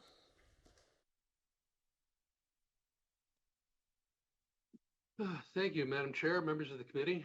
My name is Marshall Willick. I've practiced family law in Nevada for over 40 years. I'm a certified specialist and an AAML fellow and was the managing editor of the Nevada Family Law Practice Manual. For more than 150 years, this body has repeatedly acknowledged that family law is different than other legal disputes and taken measures to protect the personal privacy of parties and children involved in family law cases. Today, those policy decisions have been endangered by a couple of recent judicial decisions, and legislative action is necessary to restore them. SB 432 is an update of a bill previously proposed by Senator Orenshaw, given new urgency by the Nevada Supreme Court opinions in Falcone and Nestor, which have ruled unconstitutional NRS 125.080 and two related local rules. The explanation of how we got here and how to address the resulting problems spans a great deal of time, and I will attempt to summarize and then answer any questions. The statute, now known as NRS 125.080, has been on the books since 1865 and was last updated in any way in 2007. The statute permits closed hearings in divorce trials upon the request of any party. Its purpose was to provide a measure of privacy to people dealing at trial with the most intimate and sensitive topics in their lives. It was written in an era when unmarried people did not have custody cases, and some children were still considered illegitimate. So on its face, it only applied to divorce cases. In 2024, in Falcone, the Nevada Supreme Court decided on a 4-3 vote that the statute was unconstitutional because all court hearings are presumptively open, and the statute did not permit the trial court to exercise its discretion to decide whether closure was warranted. The dissent correctly argued that family court was inherently different, coming from an entirely separate legal history starting in the ecclesiastical courts of England, and that this legislature had recognized the special privacy protections to be given litigants since 1865. There was massive confusion in the district courts. One judge in a case called Nestor said that given Falcone, he could not close hearings under any circumstances, since the Supreme Court had struck down the closed hearing rule. The Supreme Court reversed that decision in the Nestor opinion, saying that a district court does have the discretion to close hearings by applying its lengthy and somewhat rambling opinion in Falcone. Almost 100 years ago, this body enacted the Sealed Files Rule, NRS 125.110. It's been on the books since 1931 and was slightly updated in 1963. In it, this legislature struck a balance between public access to divorce files and the privacy rights of divorce litigants and their children by making the complaint, answer, and reply, and all court orders and the final decree open to public inspection, while all other papers can be sealed as a matter of right upon the request of either party. Like the closed hearing statute, it did not consider the possibility that unmarried people would be in family court, and the terminology was written before there was such a thing as a video record or broadcasting or the internet. Now, the same people who targeted the closed hearing rule are attacking the sealed file rule, claiming that because it allows an order to be entered at the request of a party, it should be struck down so that no one has any ability to protect their financial, medical, or any other records in their divorce cases. SB 432 is a means of addressing all of those issues. Today, about half of custody cases are between people who were never married, and property cases between unmarried cohabitants constitute a large and growing percentage of the disputes between couples who are splitting up.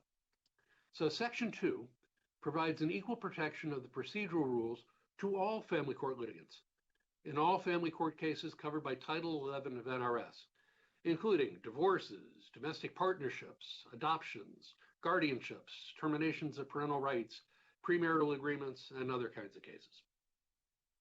Section 3 codifies the Falcone holding and gives guidance to the district courts as to how to apply it. It starts with the presumption, like the case did, that proceedings are open. It then lists factors that a court can and should apply in determining whether to close a hearing, including, of course, the best interest of the child, as stressed in Nestor, whether permitting third parties to observe or record the proceeding would violate a federal or state law, including laws prohibiting disclosure of personal identifying information, whether a child or party may suffer harassment, indignity, embarrassment, shame, financial loss, stigmatization, harm to reputation, or other emotional harm. This was also specifically mentioned by the Supreme Court in Nestor as a reason to close hearings. And finally, to weigh the fundamental privacy right of all persons, which various federal and state cases have also announced is a fundamental inherent right of people. To decide whether the closure serves a compelling interest, as required by the Falcone decision, the statute gives guidance to trial courts, asking them to determine if the hearing is not closed, would an identified fundamental interest be harmed, and whether there are any practical alternatives to closure as required by the cases. In subsections 5, 6, and 7, if the court finds that the proceeding should be closed, it gives the same directions as to who to include and exclude that this legislature has already determined is appropriate in the current statute. Subsection 8 provides that the electronic copy of a closed hearing is confidential and not to be distributed or broadcast. Subsection 9 enforces the rules giving courts a means to enforce their orders, closing hearings and sealing files. Section 4 of the bill updates and replaces existing NRS 125.110. Subsection 1, subsection A, keeps the balance between records open to inspection and what can be kept private from existing law. It's more specific in subsection B as to what records are not open to inspection, except by court order for good cause shown, including parties' private medical and financial documents, child custody evaluations, documents that are sealed by the court, and records that are prohibited by federal or state law from being copied or distributed. It then provides that everything else is presumptively open, but that the court can seal or redact any part of that everything else if it finds that sealing or redaction outweighs the public interest in access. The statute provides some detail so that personal identifying information that this legislature, or the federal government, requires to be kept confidential is defined as a compelling interest. For the first time, the statute specifies the conditions under which material can be unsealed, including stipulation of the parties, the court's own motion for good cause shown, or the motion of a party for good cause. The statute provides factors for determining good cause to unseal, including federal or state law requiring confidentiality, and whether a party seeking to unseal a record has demonstrated a legitimate interest to do so for a purpose related to the case, and echoing some very old case law, whether unsealing is being sought to, quote, gratify private spite or promote public scandal, and whether unsealing would subject a party or a child to harassment, indignity, embarrassment, shame, financial loss, stigmatization, harm to reputation, anxiety, fear, or other harm. Section 5 provides some teeth to the rest of the bill by providing for penalties for those who willingly violate statutes requiring the confidential information remain private. And Section 6 formally repeals existing 125080, which has been declared unconstitutional, and 125.110, which is now under attack. In conclusion, the right of privacy in parentage, custody, and divorce matters has been woven into Nevada law since the founding of this state, and it's been reaffirmed in legislative enactments and court decisions repeatedly since then.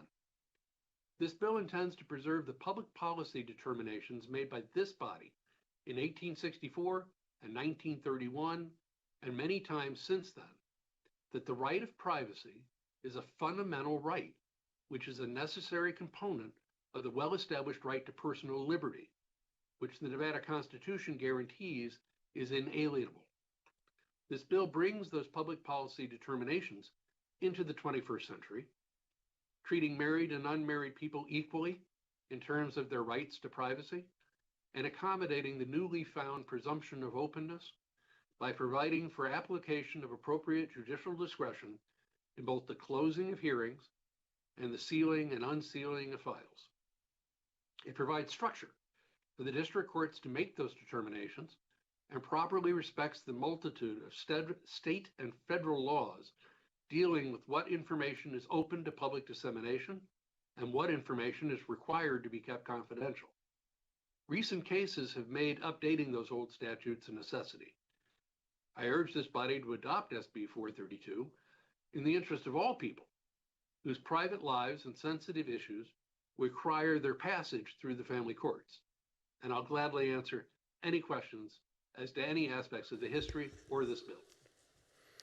And thank you for walking us through that history. Really appreciate that. Members, any questions? Senator Ellison, please. I'm sorry, sir. I just have one. Could this be challenged, take it to the Supreme Court and be challenged the way this is written, or do you think this will be the law of the land.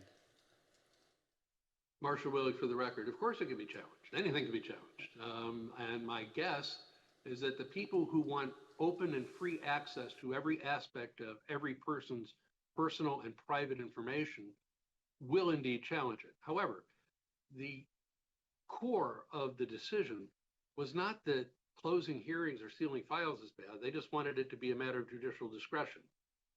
And so this bill makes it a matter of judicial discretion. So my guess is, I found that it's never a really good thing to guess what a court is going to do. But my guess would be based on the decision as written, since this bill enacts what the holding of the opinion was, that it will pass muster by that court.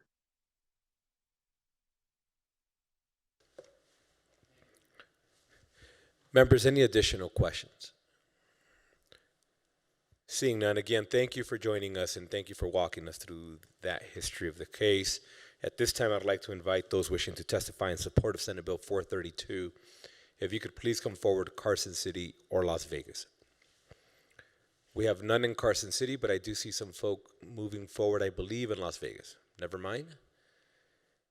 Seeing none in Carson City or Las Vegas, BPS, we have anybody wishing to join us on the phone in support of Senate Bill 432? Thank you, Vice Chair. The public lines are open and working. However, there are no callers to provide testimony at this time.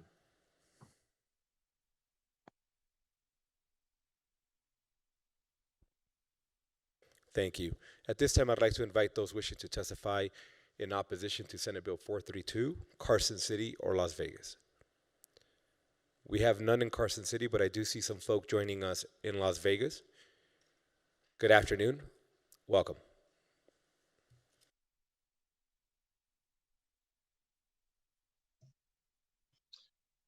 Cody Gamble, CODYGAMBLE for the record. Chair Scheibel, committee members, good afternoon. Nobody ever regrets standing up for the truth. They only regret that they did not stand up sooner.